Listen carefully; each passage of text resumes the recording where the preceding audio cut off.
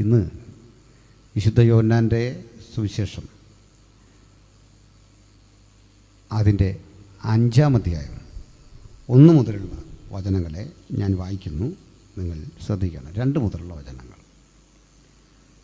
യെരൂശലേമിൽ ആട്ടുവാതുക്കൽ ബെഥെസ്ദ എന്ന് എബ്രായ പേരുള്ളൊരു കുളമുണ്ട്. അതിന് 5 മണ്ഡപമുണ്ട്. അവയിൽ വ്യാധിക്കാർ, കുരുടർ, മുടന്തർ, ക്ഷയരോഗികൾ ഇങ്ങനെ വലിയൊരു കൂട്ടം വെള്ളത്തിൻ്റെ ഇളക്കം കാത്തുകൊണ്ട് കിടന്നിരുന്നു. അതത് സമയത്തൊരു ദൂതൻ കുളത്തിലിറങ്ങി വെള്ളം കലക്കും. വെള്ളം കലങ്ങിയ ശേഷം ആദ്യം ഇറങ്ങുന്നവൻ ഏത് വ്യാധി പിടിച്ചവനായിരുന്നാലും അവന് സൗഖ്യം വരും. എന്നാൽ 38 ആണ്ട് രോഗം പിടിച്ചു കിടന്നൊരു മനുഷ്യൻ അവിടെ ഉണ്ടായിരുന്നു. അവൻ കിടക്കുന്നത് യേശു കണ്ടു. ഇങ്ങനെ ഏറിയ കാലമായിരിക്കുന്നു എന്നറിഞ്ഞ് നിനക്ക് സൗഖ്യമാകാൻ മനസ്സുണ്ടോ എന്ന് അവനോട് ചോദിച്ചു. രോഗി അവനോട്, യജമാനനെ, വെള്ളം കലങ്ങുമ്പോൾ എന്നെ കുളത്തിലാക്കുവാൻ എനിക്കാരുമില്ല. ഞാൻ തന്നെ ചെല്ലുമ്പോൾ മറ്റൊരുത്തൻ എനിക്ക് മുമ്പായി ഇറങ്ങുന്നു എന്ന് ഉത്തരം പറഞ്ഞു. യേശു അവനോട്, എഴുന്നേറ്റ് നിൻ്റെ കിടക്ക എടുത്ത് നടക്ക എന്ന് പറഞ്ഞു. ഉടനെ ആ മനുഷ്യൻ സൗഖ്യമായി കിടക്ക എടുത്ത് നടന്നു. ഒരു നീണ്ട വായനാ ഭാഗമാണ്. തുടർന്ന് നമുക്ക് ഈ വചനത്തിലൂടെ മുമ്പോട്ട് പോകണം. ഈ വോളിയൊക്കെ അല്പം കൂടെ തുറക്കാൻ സന്തോഷമാണ്. ഞാനിത് മൈക്കാരോടൊക്കെ ഒരു തവണ പറയൂ. എൻ്റെ കാരണം ഈ ശബ്ദം നല്ല രീതിയിൽ എല്ലായിടത്തും എത്തിയെങ്കിലേ നമുക്ക് ആയാസരഹിതമായി സംസാരിക്കാനും ആൾക്ക് കേൾക്കാനും ഒക്കെ സാധിക്കും. അതുകൊണ്ട് പരമാവധി ജനങ്ങളിലേക്ക് സന്ദേശം എത്താനും ഒക്കെ കഴിയുന്ന വിധം കാര്യാദികൾ ചെയ്ത് സഹായിക്കണം എന്ന് ഓർമ്മപ്പെടുത്തുകയാണ്. വളരെ മനോഹരവും ആധികാരികമായ ഒരു വചനഭാഗം. ഇതിലേക്ക് നമുക്ക് ഒന്നടുത്ത് വരാം.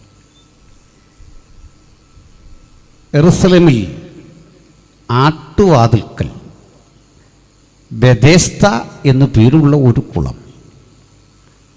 ആ കുളത്തിന് ചുറ്റും നാനാവ്യാധി പിടിച്ച മനുഷ്യരുടെ ഒരു സംഗമം. നിർദ്ദിഷ്ട സമയങ്ങളിൽ ഒരു ദൂതൻ ഇറങ്ങി വെള്ളം കലക്കും. വെള്ളം കലക്കുമ്പോൾ ആദ്യം ഇറങ്ങുന്ന ഭാഗ്യവാന് സൗഖ്യം വരും. ഈ ലോട്ടറിയൊക്കെ അടിക്കുന്ന പോലെയാണ്. ആദ്യം ഇറങ്ങിയാൽ അവന് സൗഖ്യം. എന്നാൽ അവിടെ ഒരു മനുഷ്യൻ 38 ആണ്ടായി സുഖമില്ലാതെ കിടക്കുന്നു. അവൻ്റെ അവസ്ഥയറിഞ്ഞ് കർത്താവായ യേശുക്രിസ്തു അരികിലേക്ക് വന്നിട്ട് ചോദിക്കുന്നു, നിനക്ക് സൗഖ്യമാകാൻ മനസ്സുണ്ടോ? അവനെപ്പോഴും പറഞ്ഞത്, യജമാനനെ 38 വർഷമായി. 38 വർഷം എന്ന് പറയുമ്പോൾ യേശുവിനേക്കാൾ അവൻ 5 വയസ്സ് കൂടുതലുണ്ട്. 33 യേശുവിൻ്റെ പ്രായമെങ്കിൽ അവന് 38 വർഷമുണ്ട് ഇവിടെ. ഇത്രയും നാൾ ഞാൻ ഇവിടെ കിടക്കുകയാണ്. എന്നെ ഒന്ന് സഹായിക്കാൻ ആരുമില്ല. സന്നദ്ധ സംഘടനകളും രാഷ്ട്രീയ പാർട്ടിക്കാരും ഒക്കെ ഇഷ്ടം പോലെ ഉണ്ട്, മതസംഘടനകളുണ്ട്. പക്ഷേ എന്നെ അങ്ങോട്ട് നടക്കാൻ ഒരാളുമില്ല. ഈ അവസ്ഥ തുറന്നു പറയുകയും യേശു അവനോട് എഴുന്നേറ്റ് കിടക്ക എടുത്ത് നടക്കാം. ക്ഷണത്തിൽ അവന് സൗഖ്യം വന്നു. ഇത് ഒന്ന് പരിശോധിക്കുമ്പോൾ ഒരു പ്രശ്നം ഉരുത്തിരിയുന്നുണ്ട് ഇവിടെ. ഈ ബെഥെസ്ദ കുളത്തെപ്പറ്റി പഴയ നിയമത്തിൽ എവിടെങ്കിലും ഇത്തരമൊരു സംഭവം ഏതെങ്കിലും ഒരാൾ പറഞ്ഞു കേട്ടിട്ടുണ്ടോ? ന്യായപ്രമാണത്തിൽ, പ്രവാചക പുസ്തകങ്ങളിൽ, ചരിത്രകൃതികളിൽ, സങ്കീർത്തനങ്ങളിൽ എവിടെങ്കിലും ഇങ്ങനെ ഈ സ്ഥലത്തൊരു ദൂതനെ നിയമിക്കുകയോ ദൂതൻ കുളം കലക്കുമ്പോൾ ആളുകൾ സുഖപ്പെടുകയോ ചെയ്യുന്ന ഒരു സാക്ഷ്യപത്രം പ്രവാചകന്മാരാരും പറഞ്ഞു കാണുന്നില്ല. ഇതാണ് സൗഖ്യത്തിൻ്റെ വഴിയെന്ന് പഴയ നിയമം മുഴുവൻ പരതിയാൽ കാണുന്നില്ല എന്ന് മാത്രമല്ല, ഈ സംഭവം യെരൂശലേമിലായതുകൊണ്ട് ഈ സ്ഥലം വളരെ ഇടുക്കമുള്ളതാണ്.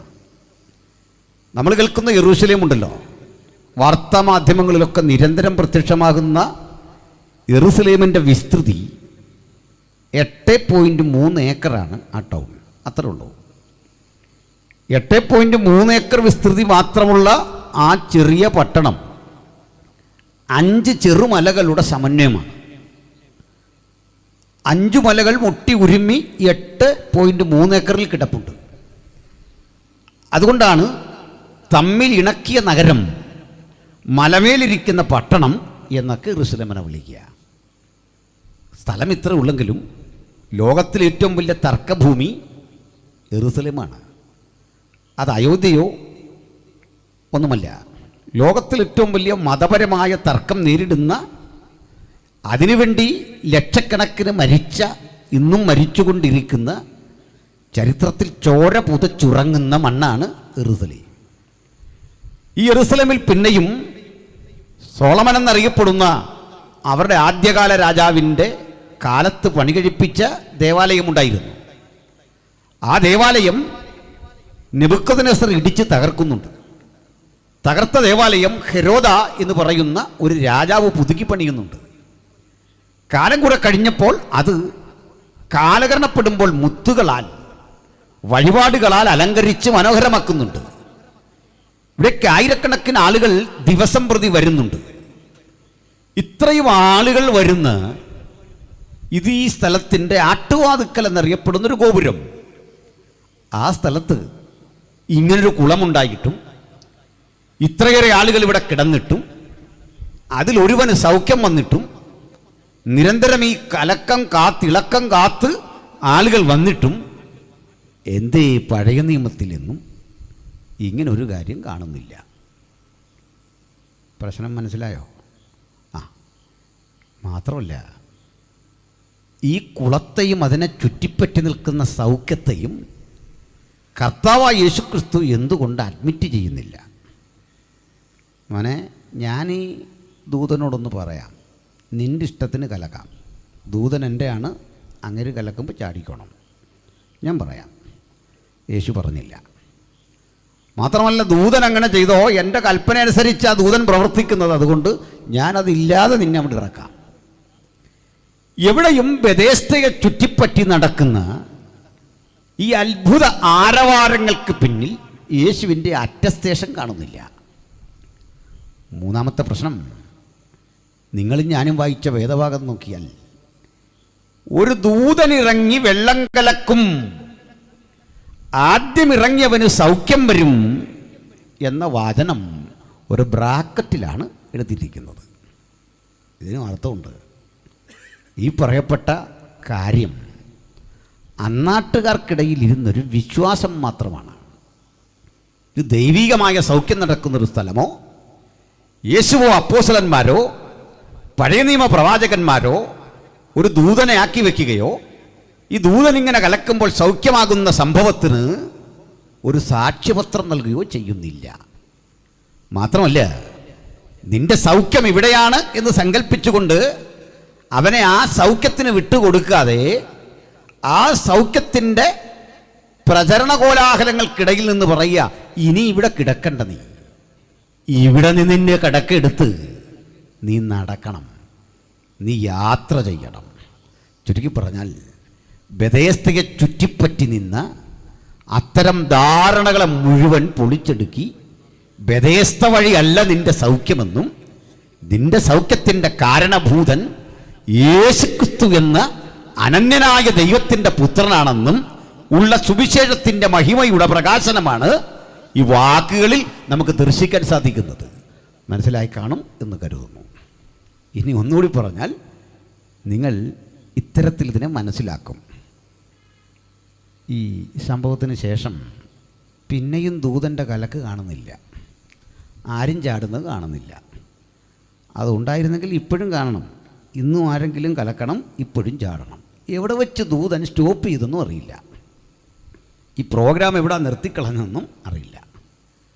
ഒറ്റ വാക്കിൽ പറഞ്ഞാൽ, ഈ ബെഥേസ്ദ എന്ന ചിന്താധാരയുടെ അടിത്തറ മുഴുവൻ അപ്രസക്തമാക്കിക്കൊണ്ട് ബെഥേസ്ദയെ ചുറ്റിപ്പറ്റി നിൽക്കുന്ന കാഴ്ചപ്പാടുകളുടെ പ്രഹസനങ്ങളെ മുഴുവൻ മാറ്റി സൗഖ്യം എന്നതിൻ്റെ പൊരുള്, അതിൻ്റെ അർത്ഥമെന്ത് എന്ന് അരിമനാഥൻ സ്ഥാപിച്ചെടുക്കുകയാണ് ഇവിടെ. അങ്ങനെ യേശു തകർത്ത ഒരു ചിന്താധാരയുടെ ഒരു വിശ്വാസ വീക്ഷണത്തിൻ്റെ പേരാണ് ബെഥേസ്ദ. ഇത് മനസ്സിലാകാതെ നമ്മൾ ഇപ്പോഴും ബെഥേസ്ത മിനിസ്ട്രി രജിസ്റ്റർ ചെയ്യും. മനസ്സിലായോ നിങ്ങൾക്ക്? എന്നോട് ഞാനൊരു ബെഥേസ്ത മിനിസ്ട്രി പ്രസംഗിക്കാൻ പോയപ്പോൾ ആളോ ഞാൻ ആത്മാവ് തന്നാന്ന് പറഞ്ഞു. ഞാൻ പറഞ്ഞതൊരു ഭയങ്കര ആത്മാവാണല്ലോ. കാരണം കർത്താവ് പൊളിച്ച സാധനമാണ് ബെഥേസ്ത. അതിനെ ചുറ്റിപ്പറ്റി പ്രത്യേകിച്ച് ഒന്നും യേശു പ്രകീർത്തിക്കുന്നില്ല. ചിലരെ സംബന്ധിച്ചിടത്തോളം വചനത്തിൻ്റെ സംശുദ്ധി പരിശോധിക്കാതെ ഒരു ആപ്ലിക്കേഷൻ കൈക്കൊള്ളും. ചില്ലെങ്കിലും പ്രാർത്ഥിക്കുമല്ലോ, സഹായം വരുന്ന പർവ്വതം. അങ്ങനൊരു പർവ്വതമൊന്നുമില്ല. പണ്ട് തിരുവല്ലയിൽ ഇങ്ങനെ സഹായം വരുന്നൊരു പർവ്വതം ഉണ്ടായിരുന്നു, അതൊക്കെ അടച്ചുപൂട്ടിപ്പോയി. സഹായം വരുന്ന പർവ്വതം എന്നൊരു പർവ്വതമില്ല, ഒരു പർവ്വതത്തിൽ നിന്നും വരുന്നില്ല. ഞാൻ യഹോവയിലേക്ക് നോക്കുന്നതാണ്. എന്നിട്ട് നമ്മൾ പറയും സഹായം വരുന്ന പർവ്വതത്തിലേക്ക് കണ്ണുയർത്തും. തിരുവെഴുത്ത് അങ്ങനെ തന്നെയോ എന്ന് പരിശോധിക്കാത്ത അപര്യാപ്തതയിൽ നിന്ന് പിറക്കുന്ന, അല്ലെങ്കിൽ ഒരു ചിന്ത നമുക്ക് തരുന്നതിൻ്റെ ആകത്തുകയിൽ നിന്ന് വ്യതിചലിച്ചു പോകുന്ന വ്യാഖ്യാനങ്ങളാണ് ഈ ബെഥേസ്തയുടെ നിലനിൽപ്പെങ്കിൽ നമുക്കതൊന്ന് കാര്യമായിട്ട് പരിശോധിച്ചു പോവാം. സന്തോഷമാണോ? നിങ്ങൾക്കൊരു സന്തോഷമില്ല? ഞാനിങ്ങനെയൊക്കെ പറയുന്നൊരു ഉപദേശിയാണെന്ന് അറിഞ്ഞുകൊണ്ടാണ് പാസ്റ്റർ വിളിച്ചത്. അപ്പോൾ എൻ്റെ ഒരു രീതിയുണ്ട്, അത് വിട്ട് നമുക്ക് പോകാൻ പറ്റില്ല. അതുകൊണ്ട് വചനസത്യങ്ങളോട് നീതി പുലർത്തിക്കൊണ്ട് വേണം നിങ്ങൾ കേൾക്കാനും ഞാൻ പ്രസംഗിക്കാനും. ഹല്ലേലൂയ. ഏകാഗ്രതയോടെ പ്രാർത്ഥനയോടെ നമുക്ക് ദൈവസന്നിധിയിലായിരിക്കണം. നമുക്കിനി ഈ സ്ഥലത്തേക്ക് ഒന്ന് വരാം. ബെഥെസ്ത അത് യെരുശലേമിലൊരു കുളമാണ്. ക്ഷമിക്കണം, ഞാൻ ഈ കുളമൊക്കെ ഒത്തിരി തവണ കണ്ടിട്ടുള്ള ഒരാളാണ്. അവിടെ പോയി എന്ന് പറയാനൊന്നുമില്ല. പക്ഷേ ഈ കുളം ഇന്ന് വറ്റി വരണ്ടിട്ട് ആളുകൾ എന്നിട്ടും വെള്ളം തേടി ചെല്ലുന്നുണ്ട്. വറ്റി വരണ്ട് കിടക്കുന്ന ഈ കുളത്തിൽ വെള്ളമില്ലാഞ്ഞിട്ട് യോർദാനിലെ വെള്ളം പമ്പ് ചെയ്തടിച്ചത് നിറയ്ക്കുകയാണ്. നീ കൊമള വരാൻ വേണ്ടിയൊക്കെയുള്ള പണി ഇപ്പോഴും കൃത്രിമമായിട്ടൊക്കെ ചെയ്യുന്നുണ്ട്. ജൂതനല്ലേ പാർട്ടി, അവനകത്തൊരു കൊമള വരുത്താൻ വലിയ ബുദ്ധിമുട്ടൊന്നുള്ള കാര്യമല്ല. അവനോട് കയറി കളിക്കരുത്, കളിച്ചാൽ എന്തൊക്കെ കിട്ടുമെന്ന് പത്രം വായിച്ചാൽ മനസ്സിലാവും. മനസ്സിലായില്ലേ? അപ്പോൾ ഇതാരാ എന്താണെന്നൊക്കെ ആളറിഞ്ഞ് കളിക്കേണ്ട ഒരു ജനസിൻ്റെ പേരാണ് ജൂതൻ. അത് നാളെ രാത്രിയിലൊക്കെ പറയാം, ശ്രദ്ധിച്ചിരിക്കണം. ചില അടിത്തറകൾ നിന്നിട്ടാണ് നമ്മൾ പോകുന്നതും. ശ്രദ്ധയോടെ പ്രാർത്ഥനയോടെ നമുക്ക് ദൈവസന്നിധിയിലായിരിക്കാം. ബഹുമാനരെ, ഈ കുളത്തിൽ നിന്ന് വെള്ളമില്ല. പക്ഷേ എന്നിട്ടും നമ്മുടെ നാട്ടുകാരവിടെ പോയി വെള്ളമൊക്കെ കൊണ്ടുവരുന്നുണ്ട്. നമ്മുടെ നാട്ടുകാരവിടെ പോയി മണ്ണും കൊണ്ടുവരുന്നുണ്ട്, കല്ലും കൊണ്ടുവരുന്നുണ്ട്. ഇതിനൊക്കെ പൈസ കൊടുക്കണം. മണ്ണും കല്ലും ഒക്കെ കിട്ടും. അപ്പോൾ അത് നമ്മൾ ഈ ചെയ്യുന്ന പോലെ വൻതോതിൽ ടിപ്പറെ കൊണ്ടുവരികയല്ല, ഒരു ചെറിയ പീസ് മണ്ണ്, ഒരു ചെറിയ കല്ല്, ഇതൊക്കെയാണ് കൊണ്ടുവരുന്നത്. അതിന് ഭയങ്കര പൈസയാണ്. വേറൊരു സാധനം കൊണ്ടുവരുന്നുണ്ട്, അത് രസകരമാണ്. അവിടെ ഗ്രോട്ടോ ചർച്ച് എന്ന പേരിലൊരു ചർച്ചുണ്ട്. അത് ബേത്ലഹേമിലാണ്. ആ ഗ്രോട്ടോ ചർച്ചിൽ ആ സ്ഥലത്താണ് യേശു ക്രിസ്തു ജനിച്ചത് എന്നാണ് ആളുകളുടെ ധാരണ. അതിൻ്റെ അടുത്ത് അവിടെ ഏതായാലും യേശു ജനിച്ച ആ കൃത്യസ്ഥലത്ത് ഒരു നക്ഷത്രം ഒട്ടിച്ചു വെച്ചിട്ടുണ്ട്. എനിക്ക് വലിയ സന്തോഷം തോന്നി. കാരണം യേശു ആ ജനിക്കുകയും പ്രശാന്ത രഘുവംശത്തെപ്പോലൊരാൾ കൃത്യമായിട്ടത് പോയി കണ്ടുപിടിച്ച് ലൈവ് ചെയ്ത് സ്പോട്ട് ചെയ്തല്ലോ. അത് വലിയൊരു കാര്യമാണ്. ആ ജനിച്ച സ്ഥലം കൃത്യം, ടി വി ഒന്നും ഇല്ലാത്ത കാലത്ത് അദ്ദേഹത്തെപ്പോലെ ആരോ മിടുക്കന്മാർ കണ്ടുപിടിച്ച് അവിടെ ഒരു നക്ഷത്രം ഇട്ടു. ആ നക്ഷത്രം ഉള്ള നന്നായി, അല്ലേ പലരും നക്ഷത്രം എണ്ണി തന്നെ ജനിച്ച സ്ഥലം ഏതാന്നോർത്ത് വിഷമിച്ചു പോയെന്നെ. അവിടെ ഒരു സാധനം കിട്ടും അങ്ങോട്ട് മാറിയിട്ട്. അത് ഒരുതരം മാവാണ്, ഒരുതരം പൊടി മാവാണെന്ന് എനിക്ക് തോന്നിയതാണ്, വേറൊന്നുമല്ല. സംഭവം എന്താണെന്ന് വെച്ചാൽ കർത്താവായ യേശുക്രിസ്തുവിനെ താരാട്ട് പാടി പണ്ട് മറിയം ഇങ്ങനെ ഉറക്കുകയാണ് പാല് കൊടുത്തുകൊണ്ട്. അതിൻ്റെ പിന്നിലെ ഐതിഹ്യമാണ്, കർത്താവിനെന്തോ ബുദ്ധിമുട്ട് വന്നു, ഈ മുലപ്പാൽ കക്കി പുറത്ത് വീണു. കുട്ടികളല്ല അങ്ങനെയൊക്കെ വരും. ഈ സാധനം അവിടെ കിടപ്പുണ്ട്. അത് പാറപ്പുറത്ത് ഇങ്ങനെ കിടക്കുകയാണ്, ഇഷ്ടംപോലുണ്ട്. അതെന്തോ ഭക്ഷണം എടുപ്പാണെന്ന് നമുക്കറിയാൻ പറ്റില്ല, അപാര ഇരയെടുപ്പാണ്. ഇത് പൊടിയായിട്ട് അവിടെ കിടക്കുകയാണ്. അപ്പോൾ ഇത് മൈദയാണെന്നുള്ള കാര്യം പ്രഥമ ദൃഷ്ടിയാ നമുക്ക് മനസ്സിലാവും. ഈ സാധനം 2000 വർഷമായിട്ട് തീർന്നിട്ടില്ല. ഇന്ന് ഇവിടെ കൊണ്ടുവരുന്നുണ്ട്. $10 എങ്ങാണ്ടാണ് ഒരു കുപ്പിക്ക്, ചെറിയൊരു കുപ്പി. നമ്മുടെ വായുഗുളിക കുപ്പിയുടെ വലിപ്പമുള്ള ഒരു കുപ്പിക്ക് $10 കൊടുക്കണം. അപ്പോൾ ഇത് കൊണ്ടൊന്ന് നമ്മൾ കുടിച്ചാൽ എനർജി വരുമെന്നോ ഏതാണ്ടൊക്കെ കാര്യങ്ങളുണ്ട്. അപ്പോൾ ഇതുപോലുള്ള വിശ്വാസധാരകളുടെ ഒരു സംഗമമാണ് ഈ ഭൂപ്രദേശം. അപ്പോൾ ഇനി മറ്റൊരു കാര്യം കൂടിയുണ്ട്. ഈ ബെഥേസ്ദയ്ക്ക് ചുറ്റും ആളുകളുണ്ട്. ഇതുപോലെ ഇതൊരു തീർത്ഥാടന കേന്ദ്രമാണ്. നിങ്ങൾക്കറിയേണ്ടേ, ലോകത്തിലെ സകല തീർത്ഥാടന കേന്ദ്രത്തിലും നാട്ടുകാരൻ കാര്യമായിട്ട് പോകാറില്ല. പോവും കച്ചവടത്തിനാണ്. അല്ല, അവൻ ഈ ത്യാഗം സഹിച്ച് വിഷമിച്ചൊന്നും ഇതിൻ്റെ പുറകെ പോകലെന്ന് മാത്രമല്ല, വരുന്ന സകല ഭക്തരോടും പറയും അടുത്ത വർഷവും വരണം, ഭയങ്കര വിടുതലാണ് ഇവിടെ നടക്കുന്നത്. ആ പദമല്ല, അത് നമ്മുടെ പദ വിടുതൽ അല്ലേ. അപ്പോൾ ഇവിടെ ഭയങ്കര പ്രവൃത്തിയാണ്. കഴിഞ്ഞ വർഷം വന്നവന് സൗഖ്യം, ഈ വർഷം വന്നവന് സൗഖ്യം. പക്ഷെ ഒരു കാര്യമുണ്ട്, ഈ ചാട്ടം കറക്റ്റായിരിക്കണം. ചാടും, വെള്ളം അങ്ങോട്ട് കലക്കും, ചാടിക്കണം. എന്നെപ്പോലൊക്കെയുള്ള മനുഷ്യരാണെങ്കിൽ ഈ 1 2 3 പറഞ്ഞ് 3 4 പേര് ചാടി എന്ത് ചെയ്തിരുന്നു? ദൂതൻ വിഷമിച്ചു എന്നെ. ഫോട്ടോ ഫിനിഷിങ് കണ്ടുപിടിക്കാനുള്ള സൗകര്യമൊന്നുമില്ല. ആരാണ് ആദ്യം ചാടിയ നിർത്ത് ദൂതൻ തന്നെ വിഷമിക്കും. അപ്പോഴേ ഈ സ്ഥലം നിങ്ങൾ വരുത്തിയാൽ മനസ്സിലാകും, ഒട്ടേറെ അന്ധവിശ്വാസങ്ങളുടെ, ദുരാചാരങ്ങളുടെ ഒരു കോട്ട. അതിനെ ചുറ്റിപ്പറ്റി നിൽക്കുന്ന വാണിജ്യ സ്ഥാപനങ്ങൾ, അപ്പുറത്ത് വിലപേശി വിൽക്കുന്ന പലതരം ഉൽപ്പന്നങ്ങൾ, പിന്നെയും നമ്മുടെ പ്രതീക്ഷകൾ വർദ്ധിപ്പിക്കുന്ന 100 ഏജൻസികൾ, എല്ലാം കൂടെ കൂടി ഈ സ്ഥലത്ത് നിരവധി രോഗികളെ കൊണ്ടിങ്ങനെ ഇടുക. പക്ഷെ ഒരു കാര്യം കൂടി പഠിക്കണം. ലോകത്തിലെ ഏത് തീർത്ഥാടന കേന്ദ്രത്തിൻ്റെ മുമ്പിൽ നിങ്ങൾ ചെന്നാലും അവിടെ കാണാം ഒരു ബോർഡ്, യാചക നിരോധന മേഖല. അതിൻ്റെ അർത്ഥം അവിടെ കഴിഞ്ഞ വർഷം കണ്ടവൻ ഈ വർഷമുണ്ട്, അവരിങ്ങനെ സെറ്റ് കൂടി വന്നിരിക്കുക. അവർക്കും യൂണിയനുള്ള കാലമാണെന്ന് ഓർത്തോണം. നമ്മുടെ വണ്ടി നിരന്നിരിക്കുക.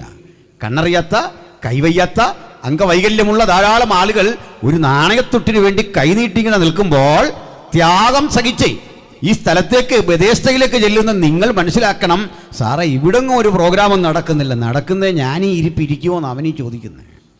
മനസ്സിലായില്ലേ? വർഷം എത്രയായി ഞാൻ ഈ ഇരിപ്പ് ഇവിടെ ഇരിക്കാൻ തുടങ്ങിയിട്ട്. ഞാനും ഇതിനകത്തിരിക്കുന്നു, അതിനകത്തിരിക്കുന്നവനും അതുപോലെ ഇരിക്കുന്നു.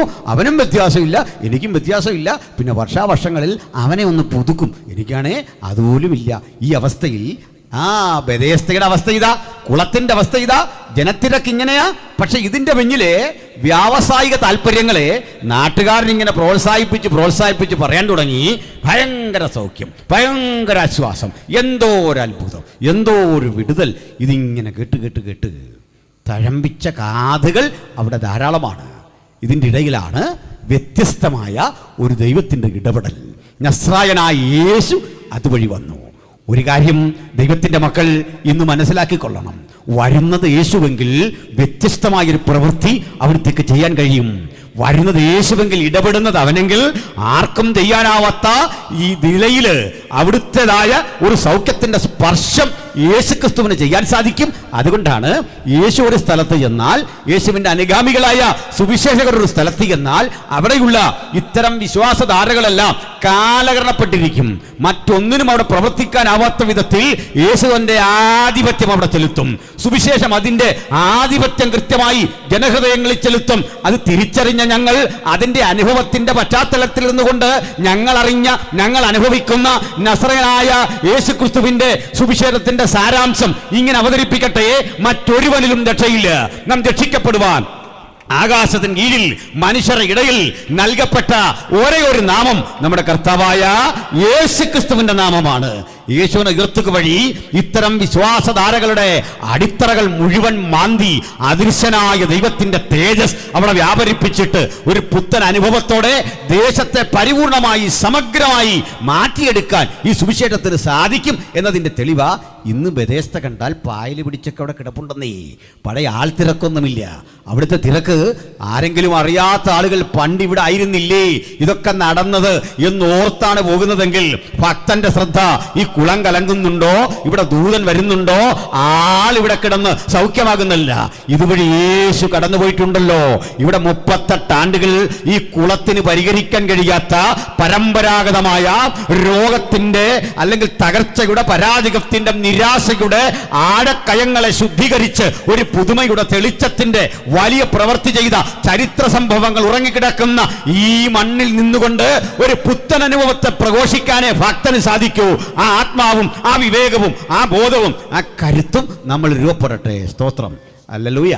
അപ്പോൾ ഇതിലറിയേണ്ട മറ്റൊരു കാര്യം, ഞങ്ങളിതാണ് ഇന്ത്യ മഹാരാജ്യത്ത് ചെയ്തത്, ഞങ്ങളിതാ എഫെസോസിൽ ചെയ്തത്, കൊരിന്തിൽ ചെയ്തത്, ഫിലിപ്പി ഫിലിപ്പിയായിൽ ചെയ്തതൊക്കെ ഇതാ.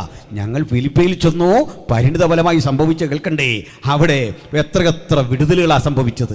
കാരാഗൃഹത്തിൻ്റെ അടിസ്ഥാനം പോലും അവിടെ കുലുങ്ങി തകർന്നടിഞ്ഞിട്ട് കാരാഗൃഹത്തിനകത്തും ദൈവത്തിൻ്റെ ശക്തി വ്യാപരിപ്പിച്ചു. സ്തോത്രം. ഇതാണ് ഫിലിപ്പിയിൽ ചെയ്തതെങ്കിൽ തത്വചിന്തകളുടെ തറവാട്ട് ഭൂമിയിൽ ഏതൻസിൽ ചെന്ന് പൗലോസ് ഒരു പ്രസംഗം നടത്തി കഴിഞ്ഞപ്പോൾ അവിടുത്തെ അരയോപകുന്നെന്ന് പറയുന്ന പ്രഭാഷണ വേദിയുണ്ട്. ആ പ്രഭാഷണ വേദിക്ക് നെടുനായകത്വം വഹിക്കുന്ന അരയോപക സ്ഥാനികൻ സ്നാനമേറ്റ് യേശുവിനോട് ചൊല്ലുന്നു. സ്തോത്രം. എവിടെയൊക്കെ സുവിശേഷം ചെന്നോ, സത്യാത്മാവിൽ അത് അറിയിച്ചോ, സ്ഥിതിക്ക് ഭേദം വന്നു. എഫെസോസിൽ ചെല്ലുമ്പോൾ അവസ്ഥ അറിയണ്ടേ?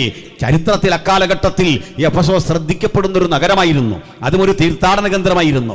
ആ സ്ഥലത്ത് അർത്തമീസ് എന്നറിയപ്പെടുന്ന എഫേസ്യരുടെ ആകാശരാജ്ഞി എന്നറിയപ്പെടുന്ന ദേവതയുടെ പടുകൂറ്റൻ ശില്പമുണ്ടായിരുന്നു. ആ വെണ്ണക്കൽ ശില്പം, അതിനെ ആരാധിക്കാൻ വേണ്ടി വന്നുകൂടുന്ന ആളുകളുണ്ടായിരുന്നു. അവിടുത്തെ പുരോഹിത ശുശ്രൂഷകൾ ചെയ്യുന്നത് സ്ത്രീകളായിരുന്നു. 16,000-ലധികം അന്തേവാസികൾ സ്ത്രീകളായി അവിടെ പാർത്തുകൊണ്ട് ആചാരാനുഷ്ഠാനങ്ങളും ക്രിയകളും ചെയ്ത നാട്ടിലേക്ക് ധന്യനായ പൗലോസ് യേശുക്രിസ്തുവിന്റെ സുവിശേഷവും ദൈവപരിശുദ്ധാത്മാവിന്റെ ശക്തിയും പ്രകടിപ്പിച്ചപ്പോൾ എന്ത് സംഭവിച്ചു എന്ന് കേൾക്കണ്ടേ? ഇന്ന് ഏതെങ്കിലും മ്യൂസിയത്തിൽ ചെന്നാൽ പഴയ അർത്തമീസിൻ്റെ ഒടിഞ്ഞ കയ്യും കാലും ഒക്കെ കാണാൻ സാധിക്കും. അവിടെ ഇരിക്കുക, കാലകരണപ്പെട്ടു. ഒറ്റവാക്കി പറഞ്ഞാൽ ഈ പുസ്തകം ഉണ്ടല്ലോ, ഞങ്ങൾ പ്രസംഗിക്കുന്ന ഈ പുസ്തകം അനവധി ശക്തികളെ കാലകരണപ്പെട്ട് മ്യൂസിയത്തിൽ കയറ്റിയ പുസ്തകത്തിൻ്റെ പേരാ വിശുദ്ധ ബൈബിൾ. അനവധി അനാവശ്യങ്ങളായ അധാർമികതയുടെ അടിത്തറകൾ മുഴുവൻ തകർത്ത് അവയൊക്കെ നിരാകരിച്ചുകൊണ്ട് ജനങ്ങൾക്കിടയിലെ അന്ധവിശ്വാസങ്ങൾ, തെറ്റായ ധാരണകളെ ഒക്കെ മാറ്റിമറിച്ച ആ തുല്യമായ പ്രവൃത്തിയുടെ ശക്തി സ്രോതസ്സിൻ്റെ പേരാ വിശുദ്ധ ബൈബിൾ. ആ ബൈബിളും അതിൽ വിരാജിക്കുന്ന നസ്രായനായ യേശുവും ഉലകത്തിന്റെ പരിവർത്തനത്തിന്റെ ഒരേ ഒരു കേന്ദ്രബിന്ദു എന്നുള്ള സത്യസന്ധമായ ആ വചനം വീണ്ടും ഈ നാടിന്റെ വിമോചനത്തിനും വിടുതലിനും രക്ഷയ്ക്കും വേണ്ടി ഘോഷിച്ചുകൊണ്ട് ഞങ്ങൾ സുവിശേഷം ആവർത്തിക്കുന്നു. അവന്റെ പുത്രനായ യേശുക്രിസ്തുവിന്റെ രക്തം സകല പാപവും പോക്കി നമ്മെ ശുദ്ധീകരിക്കുന്നു. ഹല്ലേലൂയ. ഇനി 1-2 കാര്യങ്ങൾ കൂടി ഒന്ന് കേൾക്കണം. നമ്മൾ ഇന്ത്യ മഹാരാജ്യത്ത് ചെയ്യുന്നതും ലോകത്തെവിടെ ചെയ്യുന്നതും ഇതേ പ്രവൃത്തിയാണ്. ഈ അടുത്ത കാലത്ത് ആദരണീയനായ ഒരു സമുദായ നേതാവ് ഞങ്ങളെക്കുറിച്ച് പറഞ്ഞ ഒരു പരാമർശമുണ്ട്. നമ്മൾ പണം കൊടുത്ത ആളുകളെ വിശ്വാസത്തിൽ ചേർക്കുന്നു. ഞാൻ കുറേ വിശദീകരണം പറഞ്ഞ വീഡിയോ ഒക്കെ കിടപ്പുണ്ട്. പണം കൊടുത്ത് ആളുകളെ ഇങ്ങനെ പെന്തക്കോസ്തിലാക്കുന്നു. എന്തൊരു പ്രഖ്യാപന! പെന്തക്കോസ്തിൽ ആളുകളെ ആട്ടെ, പണം കിട്ടി ഇതിൽ വന്നവരും പണം കൊടുത്തതിൻ്റെ ഭാഗമായവരും ഉണ്ടോ എന്ന് ചോദിച്ചാൽ പണം കൊടുത്തതിൻ്റെ ഭാഗമായവരുള്ള പലർക്കും ആ സത്യം പറയാനൊരു മടിയുണ്ട്. വിശ്വാസത്തിൽ വന്നതിൻ്റെ പേരിൽ അതിരുകളില്ലാതെ ചിലവഴിക്കുന്ന ദൈവമക്കൾ ഇന്നിവിടെ ഉണ്ട്. കണക്കില്ലാതെ ചിലവഴിക്കുന്നവർ. ഹല്ലേലൂയ. ഈ സ്നാനപ്പെടാൻ ഒരാൾക്കും പണം കൊടുത്ത പാരമ്പര്യം പെന്തക്കോസ്തകൾക്കില്ല. പിന്നെ ഒരു കാര്യം കൂടെ പറയാം. നമ്മുടെ ഈ സാറൊന്നും പറയാത്തൊരു കാര്യമാണ്. ഒരല്പം പണം സ്നാനപ്പെടുത്തി കഴിയുമ്പം ഞങ്ങൾക്ക് ഇങ്ങോട്ട് കിട്ടും. സാർ ഇത്ര നാളായിട്ടിത് പറഞ്ഞിട്ടില്ല ഈ രഹസ്യം. പക്ഷെ എത്ര ആയിരം കണക്കിന് മനുഷ്യരെ സ്നാനപ്പെടുത്തി അവരെല്ലാം വണ്ടിക്കൂലി കൊടുത്താ ഇതുവരെയും പറഞ്ഞിട്ടില്ല. ഞാനൊരു പാവം മനുഷ്യനായിട്ട് പറഞ്ഞ സ്നാനപ്പെടുത്തി കഴിയുമ്പോഴേ ഒരല്പം ചില്ലറ മാത്യൂസ് ഡേവിഡ് ഭാഷ നമ്മുടെ പോക്കറ്റ് വീഴുകയല്ലേ. തല കുലുക്കുന്നുണ്ടോ അവിടെ ഇരുന്ന്? ചോദിച്ചു നോക്ക് സീനിയർ പാസ്റ്ററോട്. ഇങ്ങനെ ഇവിടെ നിന്ന് കറങ്ങണ്ട, വണ്ടിക്കൂലി തന്നാ. നിയമം ഉണ്ടായിട്ടല്ല, സ്നേഹം ഉണ്ടായിട്ട് തന്നാ അല്ലേ? അല്ല, അതിന് മുമ്പ് നമ്മൾ സ്നാനപ്പെട്ടുകൊണ്ട് പറയണോ നിനക്ക് ഇത്ര തരാം? ഒന്നുമില്ല. ഞങ്ങൾ എങ്ങനെ പറഞ്ഞാൽ സുവിശേഷത്താൽ ആളുടെ നേടുന്നറിയണ്ടേ? കുഞ്ഞുങ്ങളെ, ലോകത്തിൽ കഷ്ടമുണ്ട്. ഞങ്ങൾ പ്രസംഗിക്കുന്നവന് തന്നെ കഷ്ടത സഹിച്ചവനാ, ക്രൂശ് സഹിച്ചവനാ. ക്രൂശ് എടുത്തവനെ അനുഗമിക്കാൻ വിളിക്കുമ്പോൾ വരുന്നവരാ ഈ വിശ്വാസത്തിൻ്റെ ഭാഗം. ഹല്ലേലൂയ. അത് 1-2 കാര്യങ്ങൾ ഞാനൊരു അനുഭവസാക്ഷ്യമായിട്ട് പറയാം. എൻ്റേതല്ല. ഈ രാജ്യത്ത് എങ്ങനെയാണ് ആളുകൾ മതപരിവർത്തനം ചെയ്തൊരു ചരിത്രം ഇവിടെ വന്ന് പറഞ്ഞില്ല പിന്നെ ഒക്കില്ല. മതപരിവർത്തനം നടക്കുന്നുണ്ടോ എന്ന് വെച്ചാൽ ഇല്ലെന്നൊന്നും എനിക്ക് അഭിപ്രായമില്ല. അപ്പം ചില പാസ്റ്റർമാരതിന് പറയും ഇത് മതപരിവർത്തനമല്ല പിന്നെന്താ. അപ്പോൾ പിന്നെ സർക്കാർ തരുന്ന SLC ബുക്കിൽ മതം ചോദിക്കേണ്ടത് മതമൊന്നുമില്ല, മനസ്സ് പരിവർത്തനം ചെയ്തു എന്ന് എഴുതിയാൽ കാര്യം നടക്കുമോ? ഇവിടെ മതവും തന്നെ എഴുതുന്നുണ്ട്. അങ്ങനല്ലേ? അപ്പോൾ അതിന് മതമൊന്നല്ല പിന്നെ വേറെന്തോ പേര് പറയുന്നത്. അതിപ്പോൾ നമ്മൾ വേറെ പേര് പറഞ്ഞാൽ നിങ്ങൾക്ക് ഏത് വിശ്വാസമാണെന്ന് ചോദിച്ചു കഴിഞ്ഞാൽ ക്രിസ്ത്യാനിറ്റി എന്ന് തന്നെ പറഞ്ഞില്ലെങ്കിൽ കാര്യം നടക്കില്ല. വില്ലേജ് ഓഫീസർ സർട്ടിഫിക്കറ്റ് തരില്ല. എൻ്റെ ഇത്രയും നാളത്തെ ജീവിതാനുഭവത്തിൽ ഇന്ത്യ മഹാരാജ്യത്തിലെ ഏറ്റവും വലിയ വർഗീയവാദി വില്ലേജ് ഓഫീസർ. അയാളായി ജാതി ചോദിക്കുന്നില്ല. ചോദിക്കുകയാണോ? രേഖാമൂലം ജാതി എഴുതുന്ന മനുഷ്യനാ വില്ലേജ് ഓഫീസർ. ഇല്ല, കാര്യം നടക്കുകയില്ല. പുള്ളിയല്ല ഇതുണ്ടാക്കിയ റവന്യൂ വകുപ്പുണ്ടാക്കിയ സാധനം. പക്ഷേ രേഖാമൂലം ജാതി ചോദിക്കുന്ന ആരാ? വില്ലേജ് ഓഫീസർ, റവന്യൂ വകുപ്പ്. ഇപ്പോൾ ഒരല്പം എനിക്ക് ഇതിൽ പറയാനുണ്ട്. ഈ മതപരിവർത്തനത്തിൻ്റെ ഒരു ചരിത്രം ഇന്ത്യയിലെടുത്താൽ രണ്ട് കൂട്ടം, രണ്ട് തലം എനിക്കതിന് പറയാനുണ്ട്. എന്നിട്ട് വിദേശത്തിലേക്ക് വരാം. ഏറ്റവും ശക്തമായ മതസ്വാംശീകരണവും മതപരിവർത്തനത്തിന് നേതൃത്വം കൊടുത്ത രണ്ട് മഹാരഥന്മാർ ഇന്ത്യയിലുണ്ടായിരുന്നു. ഒരാൾ മഹാത്മജിയാണ്, രണ്ടാമതൊരാൾ ഡോക്ടർ BR അംബേദ്കറാണ്. മതപരിവർത്തനം ചെയ്യുന്നതൊരു കുറ്റമെങ്കിൽ 5 ലക്ഷം അനുഗാമികളെയും കൊണ്ട് ബുദ്ധമതം സ്വീകരിച്ച ആളാണ് ഇന്ത്യൻ ഭരണഘടനയുടെ ശില്പി. അതാ ഇന്നും ഇന്ത്യയിൽ നിലനിൽക്കുന്നത്.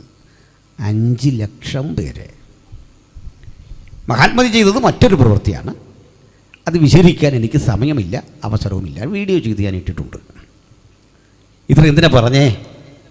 ഇതെന്തിനാണ് ചെയ്തത്, എന്താണ് സംഭവിച്ചത് എന്ന് പറയാൻ നിങ്ങളുടെ എല്ലാവരെയും ശ്രദ്ധ ഞാൻ കണ്ണൂർ ജില്ലയിലെ അഞ്ചരക്കണ്ടി എന്നൊരു സ്ഥലത്തേക്ക് ക്ഷണിക്കുക. ഒരു എസ്റ്റേറ്റാണ്.